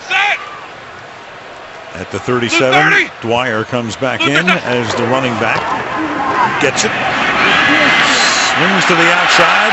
Breaks away from the tackle and is close to a first down. Tillman came up. Couldn't wrap him up. And Dwyer is close to the first down. So Jonathan Dwyer, 4th-year guy out of Georgia Tech. And again, you go back to what they did in the draft. Drafting Le'Veon Bell. He will eventually, they hope, be their key guy, and their key guy for a lot of years. And they had Redmond, they had Felix Jones, and Dwyer was kind of a lost guy, even though he led the team in rushing last season. He actually got cut this year, and they brought him back. That was a heck of a run right there. Yeah. First down of the 26. He gets it again for a yard and a half. Wooten making the tackle halfway through the 3rd quarter. There is Bell, the 6'1", 244-pound rookie from Michigan State, working through a foot injury. It's possible he could play in London next week. Then they have a bye week, and he should definitely be ready by the week after that. Unless Jonathan Dwyer keeps running like this. He's really had a nice game. Pass protection-wise, this team stepped up a notch when he came in the game. 2nd and 8. Fake toss to the left, but right there to make the play. That's D.J. Williams. Dwyer with the ball. Made 2 big plays early in the game. The longtime Bronco coming to Chicago now, setting up a 3rd and 9. You know, they have a lot of veteran guys now playing linebacker here. You know, they lose Urlacher on the process, but they pick up James Anderson, who was in Carolina, D.J. Williams, who was really suspended for much of the season a year ago with the Denver Broncos, and they thought it would take him a little time to get up to speed. I would say it took him 3 games to get up to speed. He's been sharp tonight. 3rd and 9. Good protection, and the pass is caught. Heath Miller, who's been in and out tonight, been working him back into the lineup slowly after the knee surgery in the offseason. And that's going to make it 4th down and 2. And the crowd doesn't like the fact they're going to send in the field goal unit. When you're down 3 scores, you got to try to make it 2 scores in one manner or another. Yeah, just too much time left in the ball game to not put points on the board here. It's one thing if it's 4th and a foot or something. Right. It's the right decision. 36-yard attempt by Sean Sweezum on a pretty windless night. Right decision. Makes it. Which he did. So it's back to a 2-possession lead right now. 27-13. Football being brought to you by Nationwide Insurance. Nationwide is on your side. By AT&T, Rethink Possible. By Bank of America. And by Audi, Truth and Engineering. Party atmosphere here at Heinz Field tonight. What a sports day in Pittsburgh. The Pirates and the Reds this afternoon in a big game won by Cincinnati. Hispanic Heritage Month. Steelers tonight, but maybe a big sports day, at least in the morning, as everybody anticipated a couple of wins, and right now they're just trying to get one here. Uphill battle, down by 14 points. Hester runs over to collect it, and he's going to come out. And Devin Hester can bring it back only to the 17-yard line with 5.5 to go in the 3rd. Dressman's 57 years old. Some of his mentors, Howard Schnellenberger starts him out when March at Miami is an assistant, and then Jimmy Johnson is the head coach. He goes to Minnesota. Bud Grant is there.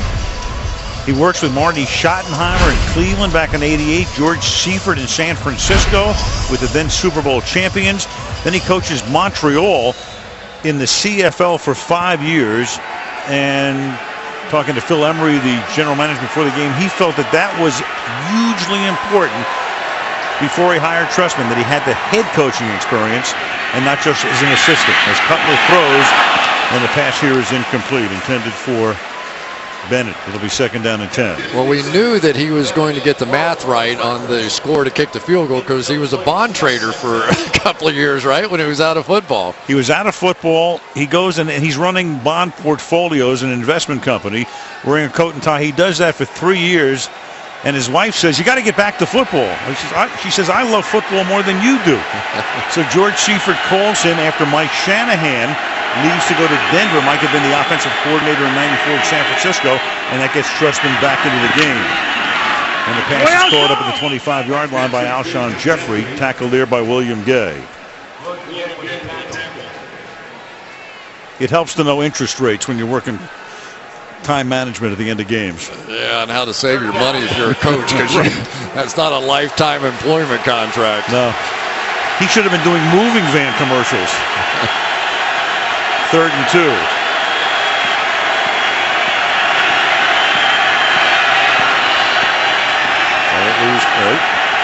lose track of Troy Polamalu. And he's hit as he throws, and that pass is incomplete, but there's a flag in the secondary up at the 41-yard line. Jason Worlds came in. Forte needs some assistance in getting off the field. Number 22. 5-yard penalty, automatic 1st down. And that's William Gay with the penalty. So instead of 4th down, the penalty makes it 1st down. But of concern now to Chicago is the way Forte comes off the field.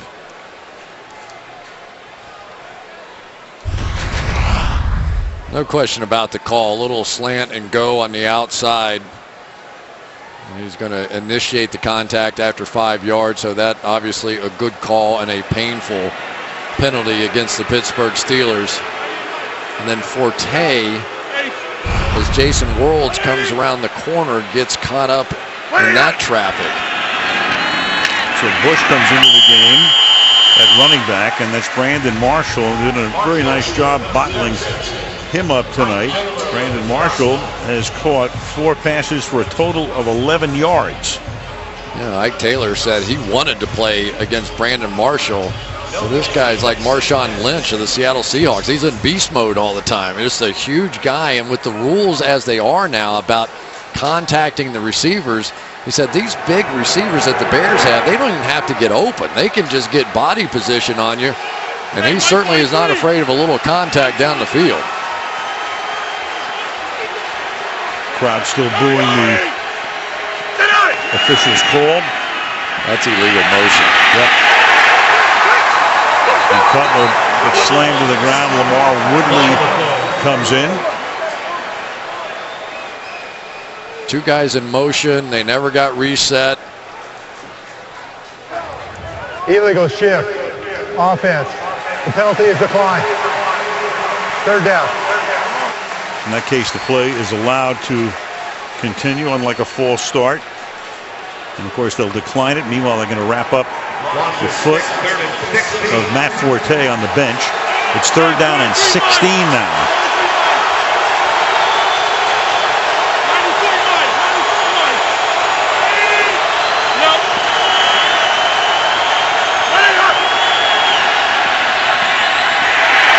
Cutler trying to escape, and then the pass is incomplete, intended for Bush coming out of the backfield, covered by Worlds, and so a big stop for the Pittsburgh Steelers. Good recognition by Jason Worlds as the back sneaks out to this side. Had to be a little bit tempting to go ahead with the blitz because it looked like you were going to have Michael Bush block. A lot of times guys make mistakes on that play, but Jason Worlds stayed with his responsibility, and it was important. Podlish to punt. Brown is back there. Short kick. Fielded at the 42-yard line. Brown trying to get around the corner. Cannot. Run out, and the flag comes in after the play. Well after the play. Run out by Sherrick McManus.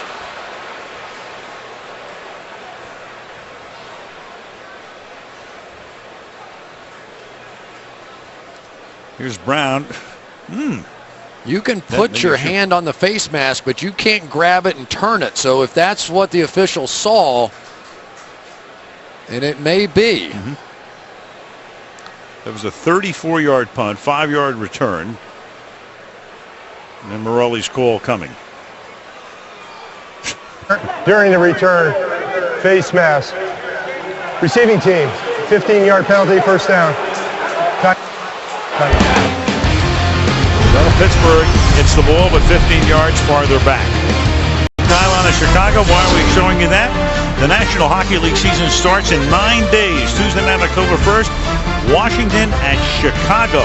So the Blackhawks, the Stanley Cup champions, opening at home a week from Tuesday on the NBC Sports Network. Pittsburgh after the penalty starting from the 30-yard line. Roethlisberger stepping up in the pocket, and the open man is Miller. Heath Miller to the 47 of the Bears. So many times getting open in the National Football League is not about beating a man. It's about understanding zone coverages. When you see Heath Miller there, once he got into that little space, slows down. Ben was able to look right there. You talk to some of the Chicago Bear defenders, and they said, listen, the most important thing that Heath Miller does for Ben Roethlisberger is when he's in trouble, 83 is the first place he's looking. That was a gain of 22.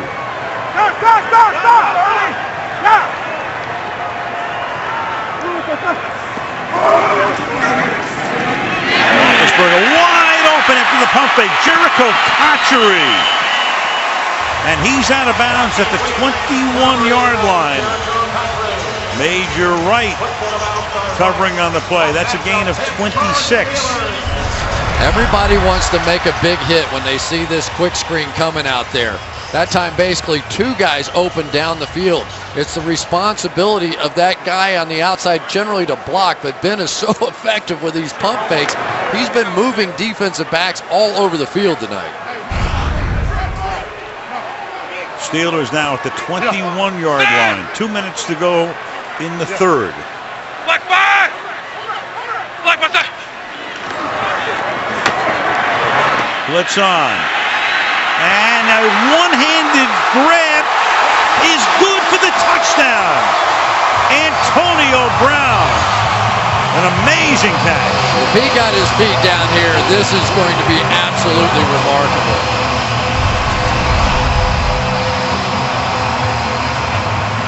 Possession, 1, 2.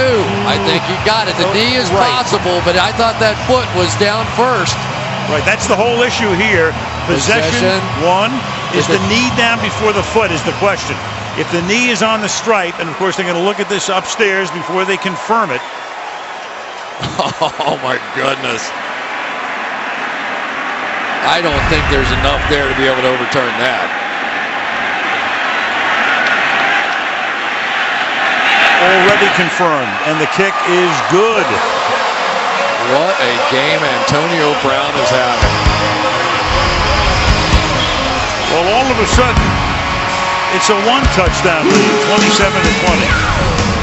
27-20. Story in Pittsburgh this week about a confrontation on the sideline last week in Cincinnati. Brown upset about not getting the ball enough.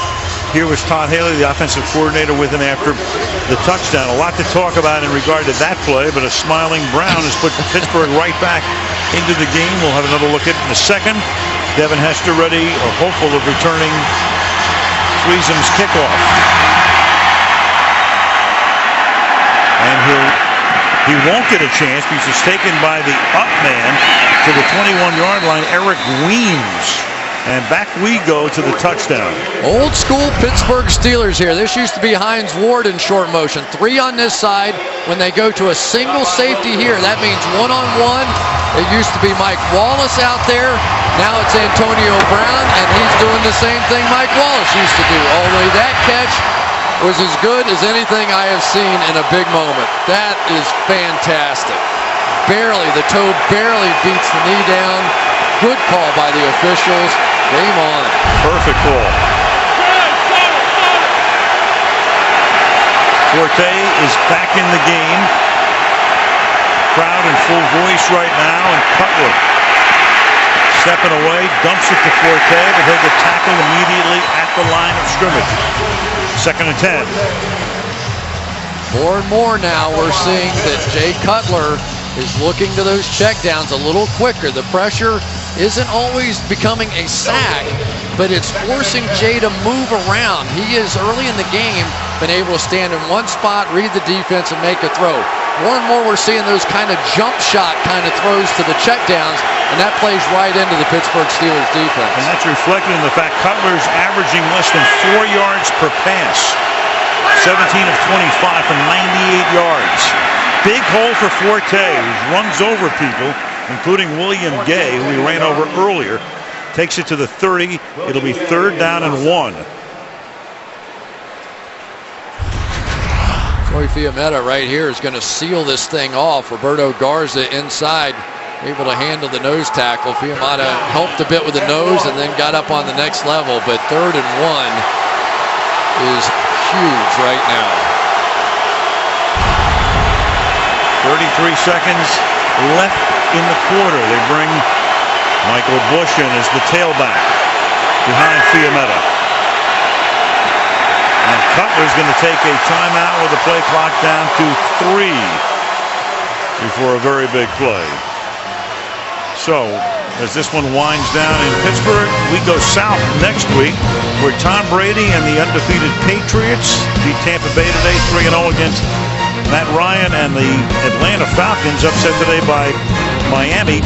There is a look at the winning percentages of the two guys, Brady and Ryan. It all begins at 7 Eastern time with Football Night in America.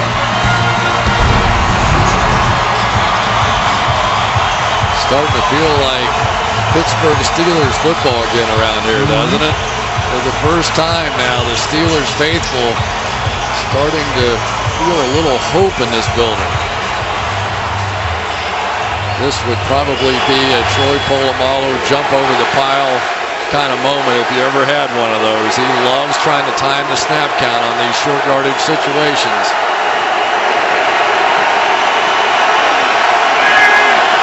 Third and 1. Play action for Cutler. And he's going to go deep into double coverage intended for Marshall and broken up.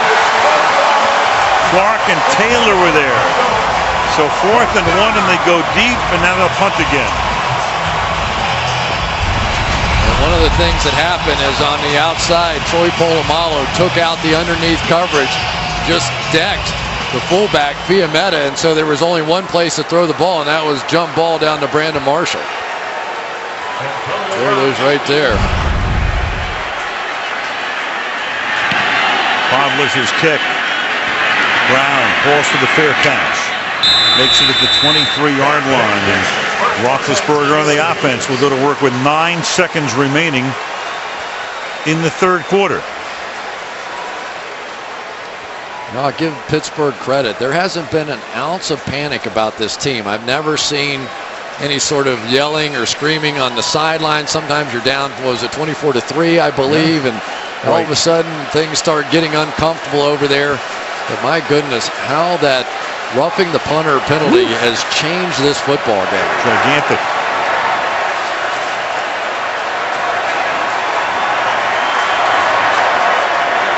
Steelers asking the crowd to let him call the signals, and there was Anthony Walters, who was the man who was flagged for roughing the kicker. Blue 30. The running back is Dwyer. And it'll be dumped off and incomplete. Intended for David Johnson, who early had a 32-yard reception, and Big Ben goes down. You know, one of the problems that Ben has is when he holds on to that ball, sometimes he gets hit in odd positions. That time sort of a late shot. Looks like he may have twisted that left leg just a bit. Comes off late. Looks like James Anderson gets him and twists him a bit as he goes down. 5 seconds left in the quarter. Blitz coming. Picked up. And that opens it up for David Johnson. His second big reception takes it to the 40, and that's the way the third quarter climaxes. 27-20, and Sunday Night Football back after these messages. And tonight's aerial coverage from Pittsburgh, PA, being brought to you by Geico. Beautiful shot. Downtown Pittsburgh. Allegheny, Monongahela forming the Ohio on this Sunday night. Al Michaels with Chris Collinsworth and Michelle Tafoya. The Pittsburgh Steelers very much back in the game, down by 7, have it at the 41-yard line as we start the final quarter. And on a draw, Dwyer. Tackled by Anderson. Well, the pump fake's becoming a bigger and bigger factor now as this game goes along. Ben Roethlisberger early on really moved the safety, Chris Conte, out of the middle of the field. Ends up going deep to Antonio Brown for a big play there. But it hasn't just been that. You'll see, I don't know how he holds on to some of these. His hand is just huge, but when he does it, you see the entire defense move. And the more protection he gets, the more he can use that technique. 2nd and 9. And Roethlisberger over the middle, and it's caught inside the 40-yard line by Antonio Brown, who's really having a monster night right now. Antonio Brown, for a gain of 21, has now gained 147 yards through the air. Antonio Brown's brilliant, but the reason he's getting it off, this guy right here, Jonathan Dwyer's had a huge impact on this game. That's a tough block. Lance Briggs comes free, gets just enough of him to give Ben time to get the thing down the field to Antonio Brown. And Roethlisberger goes down again with his face in the turf. Dwyer Tries to come back the other way and picks up a couple of yards after the initial contact, gain of 2, 2nd and 8. Wasn't it Jonathan Dwyer who came in and had the big game against Cincinnati, I think, last year, had over 127 yards on a Monday night game, I believe.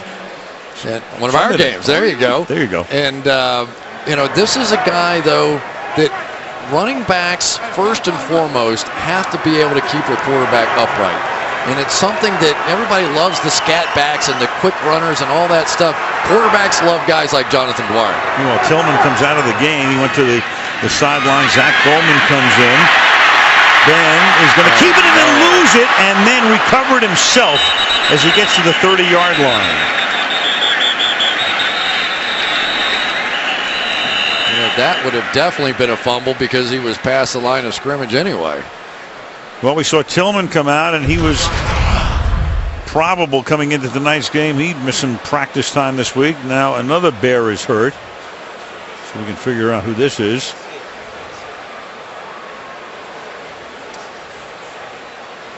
There's been, Wooten was chasing him. And it's Melton who is down. He is the injured Chicago Bear. So they've got Tillman out of the game at the moment. Melton is down, and there is Tillman. Injury timeout. Back after this. Well, that's the scene with Henry Melton as the injured Chicago Bear. Back and take a look at what happened here. He just tried to step around Julius Peppers. Didn't want to step on somebody's foot and put his knee in a tough spot. And, that's really too bad. He's been a good player, Pro Bowl player a season ago. He's had 6-7 sacks the last couple of years. Former running back. Played. He was behind Jamal Charles. Scored about 20 touchdowns as a running back in Texas. They move him inside. Rod Marinelli took about 2 or 3 snaps of a look at him, and he said, "My friend, you have found your position out here." I visited with him this week, and it's always tough.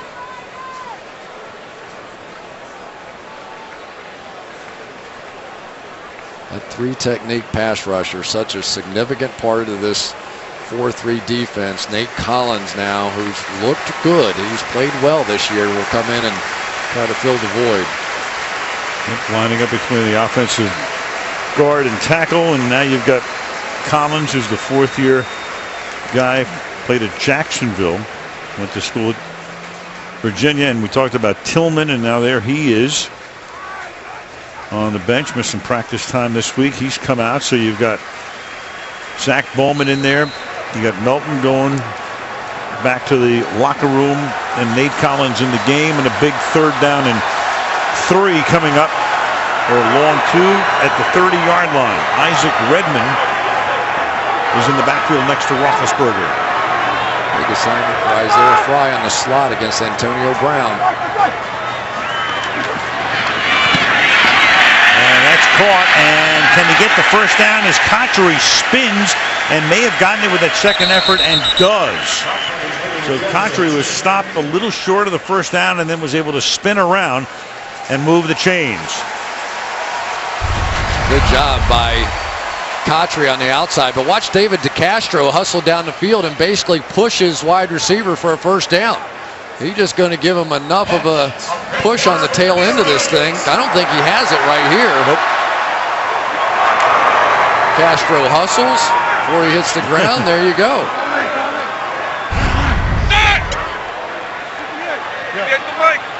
Back to that 3-by-1 again. Dwyer is the back.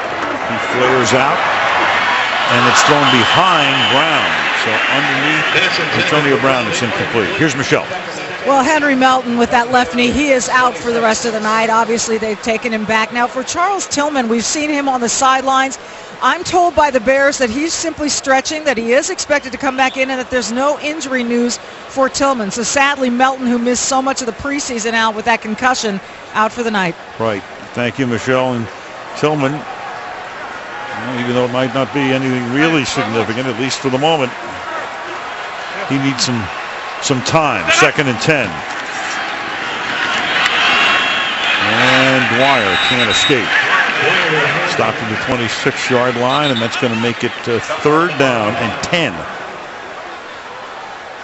I still think they have some possibilities. The Bears are doing a nice job of disguising their coverage and making it look like they're double teaming Antonio Brown down here at the bottom, but they really aren't. They are going back to that single safety look. So if they want another one-on-one shot, unless they adjust from here, they've got it to Brown.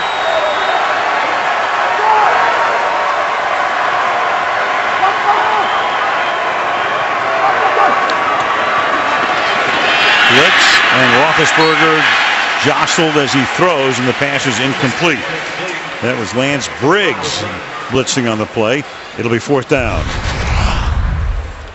That time Lance Briggs able to take advantage of Jonathan Dwyer to get just enough, because that was going to be a 1st down to Antonio Brown. Got exactly what we thought they were going to get, and just enough of the elbow make him throw it in the dirt. Squeeze him now. This will be a 44-yard attempt to make it a 4-point game. Mesko is the holder. And Sweezum's kick. Perfect. 10:38 left in the 4th. Pittsburgh climbing back, down by 4.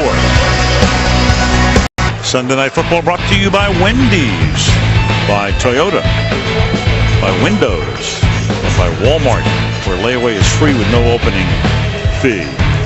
Well, the Roberto Clemente Museum, Pittsburgh, items donated by the Clemente family.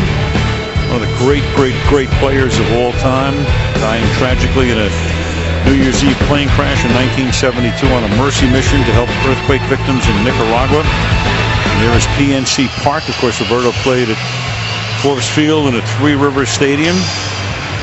Phenomenal player. Speaking of, haven't seen a lot out of Devin Hester tonight, have we?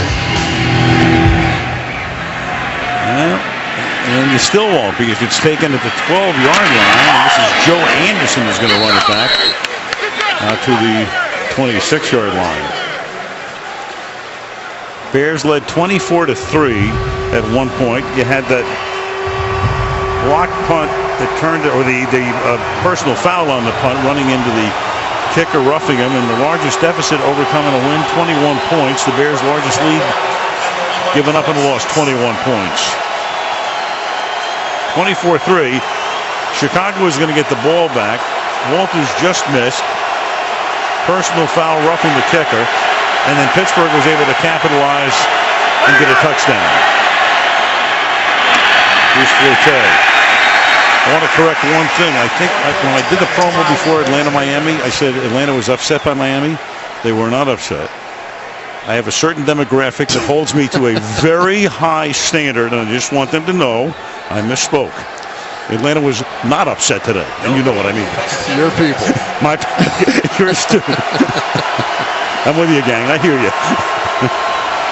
I tell you, the Steelers' defense has really taken over this game, though. The yardage numbers are really one-sided in Pittsburgh's favor now.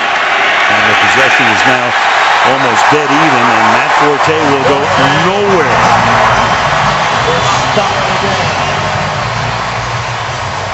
They're just winning the battle up front. Ziggy Hood and Kiesel and McClendon are doing what Casey Hampton and the guys used to do. They're just winning right up here.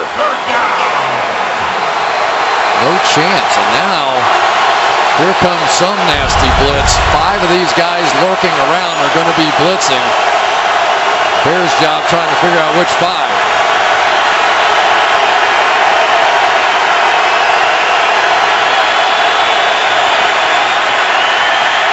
Cutler going to run, and he's going to get the first down, and then bangs in to the defender Robert Golden. But Golden can't stop him until Cutler rushes for 12 yards to move the chains. Well, they come off this side with the blitz, and Cutler steps up and through. And I'm going to tell you what, you want to get respect as a quarterback in a situation like this. You lower your shoulder, you take a shot. Everybody's talking about quarterbacks going out of bounds, and try and maintain your health. In that situation, you go get it, and that's what Jay Cutler did. And lower your throwing shoulder as well. The ball at the 39-yard line. And Forte will be taken down, and that's William Gay coming through to knock him down for a loss of 3. I don't think Robert Golden could believe what Jay Cutler did. Looked like he was about to slide. Instead, he lowers his head.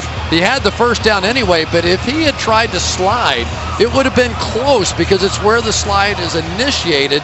Love that play out of Jay Cutler. And I can just tell you, quarterbacks walk back in the room after that film session, whole different level of respect. 23. And we got 29.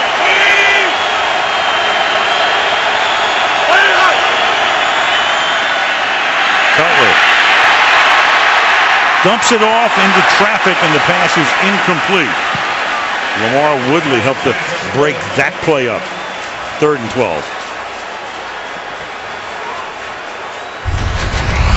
Lamar Woodley here almost got around the rookie Jordan Mills on this one, and maybe more importantly, Woodley almost creates the first turnover here. The Pittsburgh Steelers this year still without a turnover. Almost unbelievable the way these turnovers have fallen off over the last couple of years for the Steelers.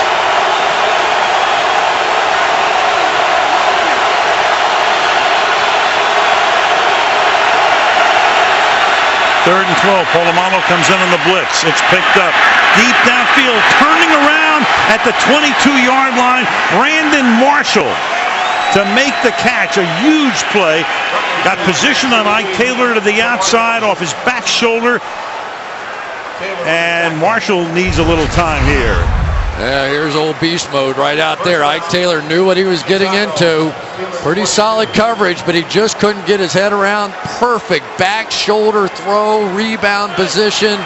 Brandon Marshall when they needed it most. 41 yards. He comes out for the moment. The pass to the outside is caught by Martellus Bennett, and he'll be taken out of bounds at the 18-yard line. The one thing we've seen out of the Chicago Bears, Martellus Bennett does a lot of blocking when they're in the middle of the field. They get down to the red zone like he did last week when he made the game-changing catch at the end to win that one, like he did against Cincinnati in the opener, a brilliant catch in the back of the end zone. This guy has made a huge difference for the Chicago Bears in the red zone.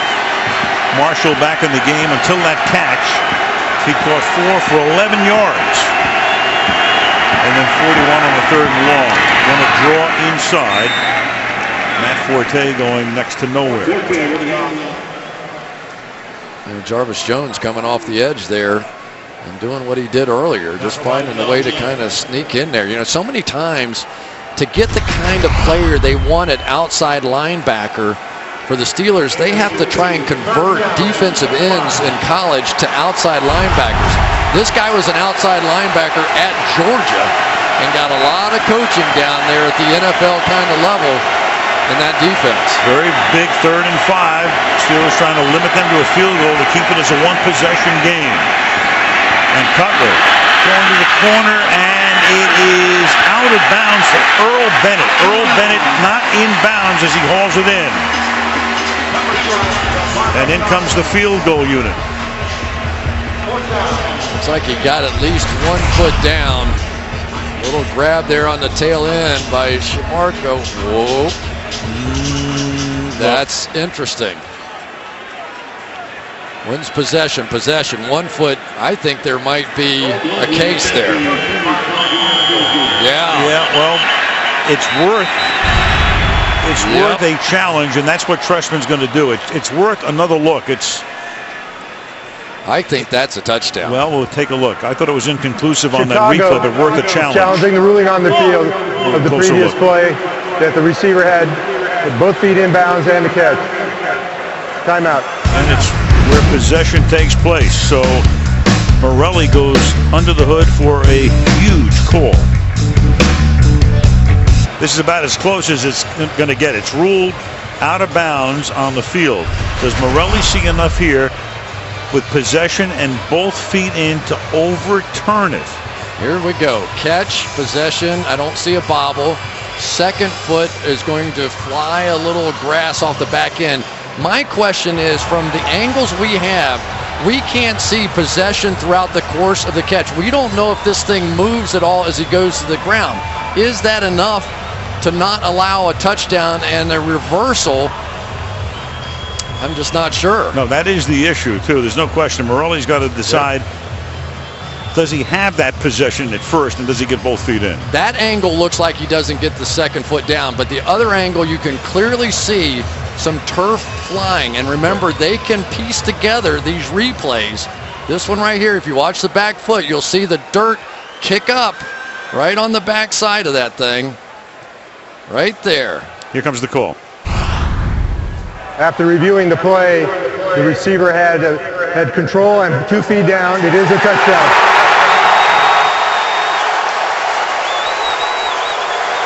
So the old Vanderbilt connection. Cutler to Bennett. He beats Shamarko Thomas. Trestman wins the challenge. And it's a 2-possession game again.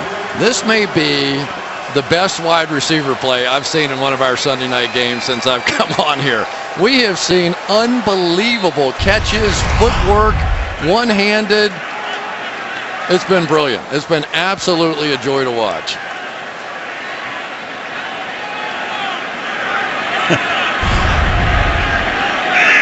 It's Josh McCown, the backup quarterback, with the bear hug for Bennett. Gold's extra point is good. We have 5:48 left in regulation. And the Bears are up by 11.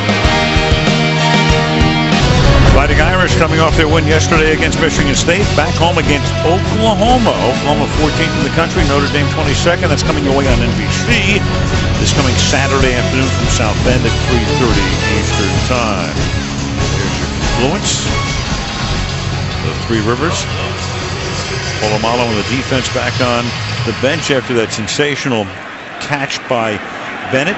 A bouncing ball is fielded at the 1-yard line. And this is Jones, Felix Jones, back out to the 25-yard line with 5:44 remaining, and back we go to the last drive. As great as these catches have been, this play to me has been the difference. Jay Cutler setting the tone. His offense was struggling. He escapes the pocket and lowers his shoulder. Brandon Marshall turns around and makes a play. And then Earl Bennett. That's just brutal.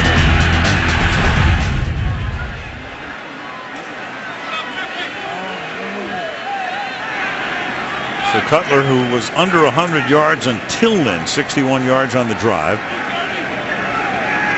All of those plays on that last drive coming on 3rd down. And now Roethlisberger throws, and it's caught. And it's the running back, Dwyer. That's a gain of 9 to the 34-yard line. Collins hit Roethlisberger that time. Collins taking Melton's place. He came in there and got a big-time shot on Roethlisberger. Only a handful of quarterbacks getting up from that one. And not only getting up, but running a no-huddle here as they go hurry up and pick up the first down with Jonathan Dwyer taking the ball for a gain of 2.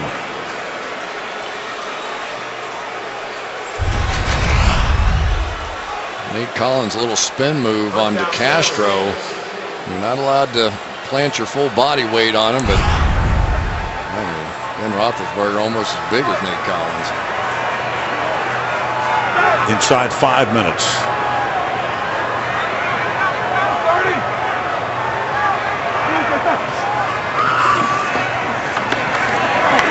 And he's hit again as he throws, but this time gets it away, and it's into Chicago territory. Caught by Antonio Brown. So another shot taken. Stephen Paya that time hitting Roethlisberger, but he picks up 16 yards. Lance Briggs reacts up to the back underneath, and it was a mistake. When he did it, allowed Roethlisberger to get it just over his head. Watch here. He's going to see Dwyer come out. He's going to take 2 steps up, and that was just enough for Roethlisberger to get it in over his head. 163 receiving yards tonight for Brown on 7 catches. And Roethlisberger in trouble, and the ball comes loose again. Peppers comes up with it. Julius Peppers with an escort to the end zone. Touchdown. It's harder to outscore the Bears defense than it is their offense. 4 turnovers. Lance Briggs forcing the fumble. And Peppers goes in for the touchdown. There you go, right up the gut. This time I think it's Isaac Redman who tried to pick him up. couldn't get enough of them. Been a little loose with the ball again. And here you go. So 2 touchdowns on the defensive side is going to end up being the difference in this ball game. 42-yard return, 4 turnovers now for Pittsburgh. They've been killers.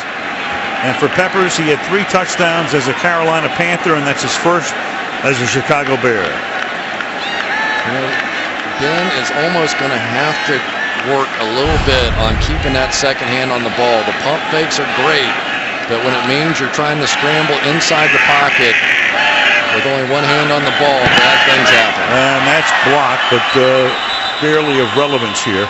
Guess who? Polamalu. 3:57 remaining in the fourth. Chicago 40, Pittsburgh 23.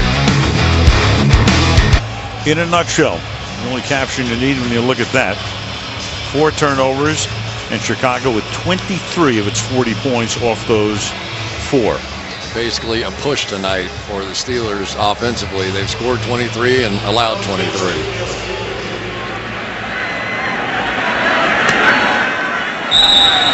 And Pittsburgh beats from the 20. Well, we had 8 undefeated teams coming into the weekend, and that's the way it's going to look with the Bears holding on here. For the Seahawks and Chiefs and Saints and Patriots, Dolphins, Broncos, and the Bears. Meanwhile, the Chicago Bears now in very good shape in their division, 3-0. And you've got the Pittsburgh Steelers really in dire straits right now. It's early in the season, but you have 2 2-1 teams in that division right now. But 2 games out of first place, and the good news is, if you're looking for it, the Steelers offensively, despite the mistakes, look better tonight than they have. And Roethlisberger throws, and Cotchery makes the catch, and it's a gain of 23 out to the 43-yard line. The AFC North, you've got Cincinnati now 2-1 with their win over Green Bay today.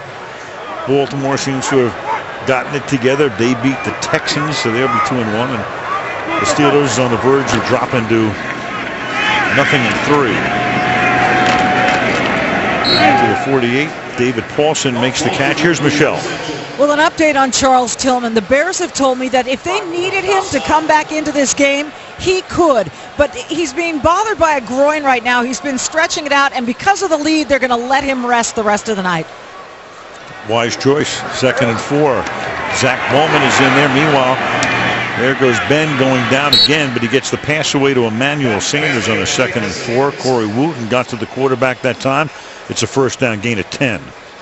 And taking another hit on the tail end of this one. Give the guy credit. Pretty amazing. Just flat-footed. Looks at the last second and get that ball in there. But he is going to have a little trouble getting out of bed tomorrow morning. They haven't always sacked him, but they have gotten plenty of hits on him. 30.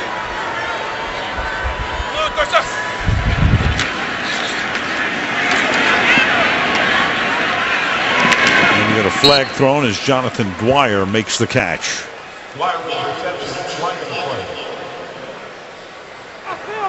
Holding. Number 73 offense.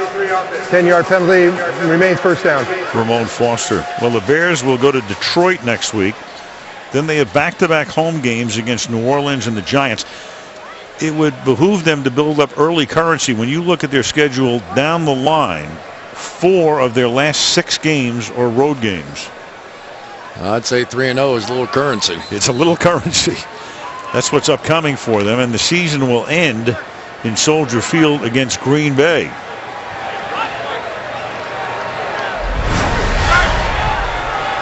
From the 48.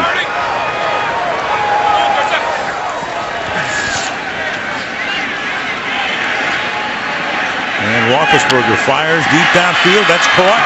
That's Brown to the 26-yard line. And for Brown, a total now of 8 catches for 190 yards and 2 touchdowns. That's good for 27. You're talking about filling in the role of Mike Wallace. He was not a happy camper on the sideline. Apparently last week, although I talked to Todd Haley and he said, oh, it's nothing. It just happens every week. A guy's unhappy. You're not throwing the ball, every single, especially with Todd. We've seen a few incidents with him over the years.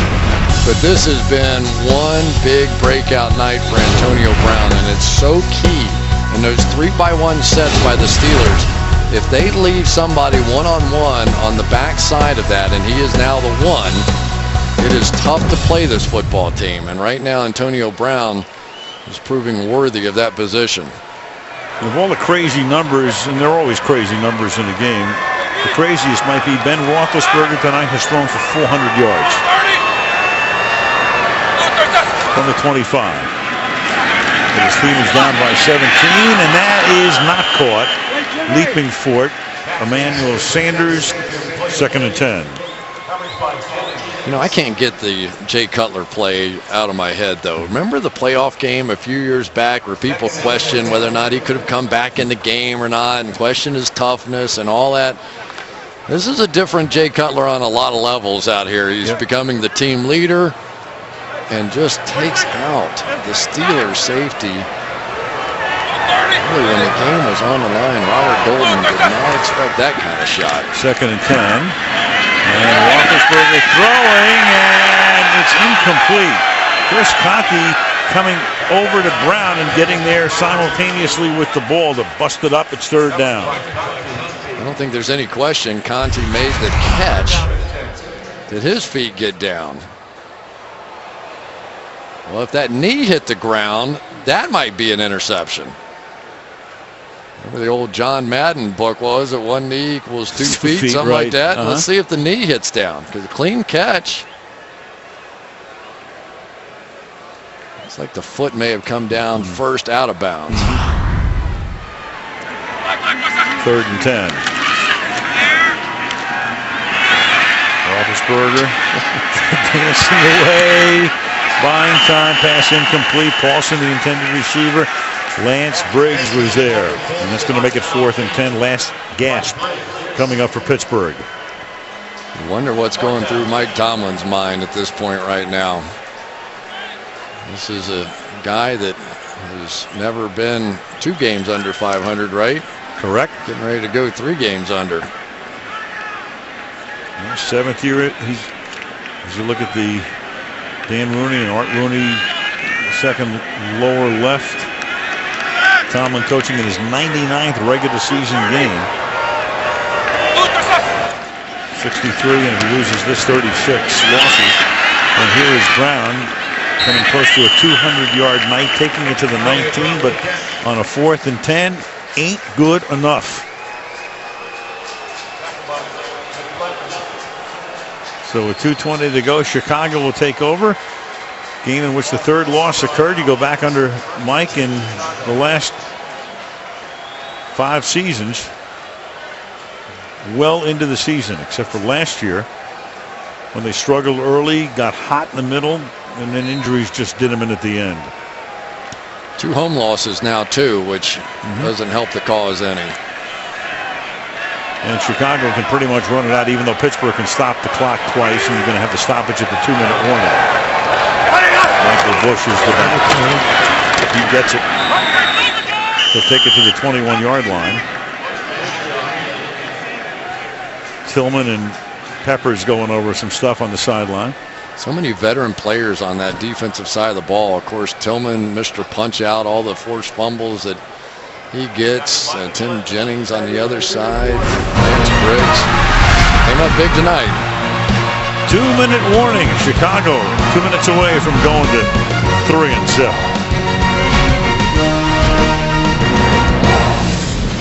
Big one in Atlanta next week. On our post-game report, Michelle with the star of the game, Bob, Tony, and Mike take a further look at this one and what's happening around the league. And Chris and I will look ahead to New England at Atlanta. 2nd down and 8 now for Chicago. We'll give the ball to Bush to the 24-yard line. The 3rd down, and Pittsburgh will take a timeout. Well, Mark Trestman, you know, when you look at Trestman, years ago, and you got a lot of Bears fans here because most of the Steeler fans are in the parking lot at the moment.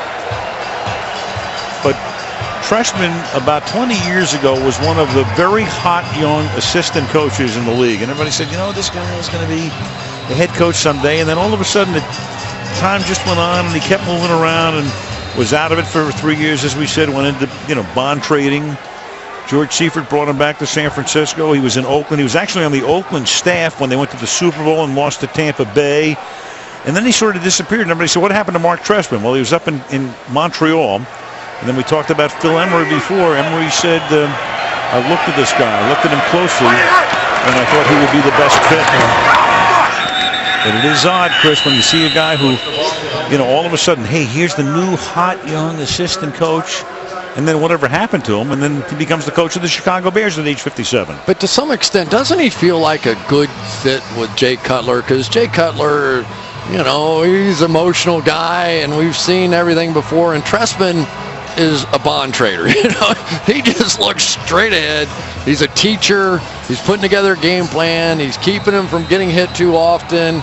And the relationship with wins is growing rapidly now. And you think about it, he took over. It's a good team. I mean, Lovie Smith had a good deal of success, took him to one Super Bowl. And Lovie's team last year, don't forget, 10-6. They were 7-1 at one point, and then injuries helped to do them in. But Phil Emery just felt, hey, look, we just needed to get the offense better, basically. Yeah, and Trestman was the first to admit it. He said, I walked into an unbelievable situation. This was a good team that was well coached.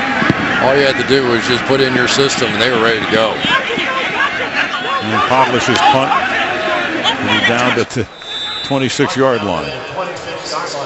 A little special teams fun right there. Well, the Steelers, we talked about, they're going to go to London late. Normally when teams play over there, they go there and a few days in advance and practice over there to get acclimated to the time change, but not Mike. He's going to take them over Thursday night. They're going to land on Friday. We talked about this earlier. Practice on Friday after they get off the plane.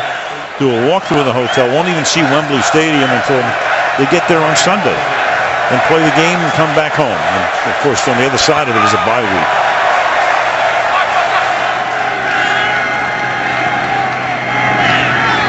Roethlisberger fires, and that's going to be picked off. And Chris Conte, who almost had a pick earlier, and then you've got a flag coming in because you saw what Brown did at the end of that play.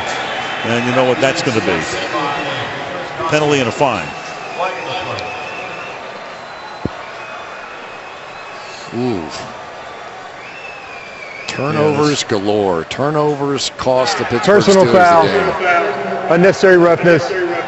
Number 84 of the passing team. 15-yard penalty. First down. So that's 5 turnovers. One of the other things is the Steelers are always used to playing with a lead, which creates opportunities defensively because offenses have to push a little bit. When you're constantly playing behind, those turnover opportunities don't present themselves in the same kind of way. This was just an airmail shot from Roethlisberger. Really had no chance from the beginning. The receiver turned out. I think Ben thought he was going down the seam, and a gift for Chris Conte. Minute and a half, and a couple of kneel downs are going to do it. The Bears are definitely getting interesting, though. You've got to believe with Mel Tucker, their defense is going to keep improving as they get more acclimated in his system. Offensively, you can already see the improvement. The offensive line, the young right side played well tonight. Interesting team. Well, we know a lot of rabid Bears fans. I'll tell you who's as rabid as any Bears fan I know. Doc Rivers. Your old partner. Right. Now the coach of the Clippers, and of course comes from the Celtics and grew up in Chicago and loves the Bears. I told that to Trestman last night. I said, I'd love to meet Doc someday. He plays golf with him. Make sure he keeps his head low. Well, that's going to do it. The Bears, who took a huge early lead, that appeared to be in jeopardy. And then, but turnovers do it at the end, and it wraps it up. And it was a killer for the Pittsburgh Steelers, who head to England merry old England. Not so merry for the Pittsburgh Steelers nor for the Minnesota Vikings, who they'll face next week. Coming up next, it's the Wendy's post-game report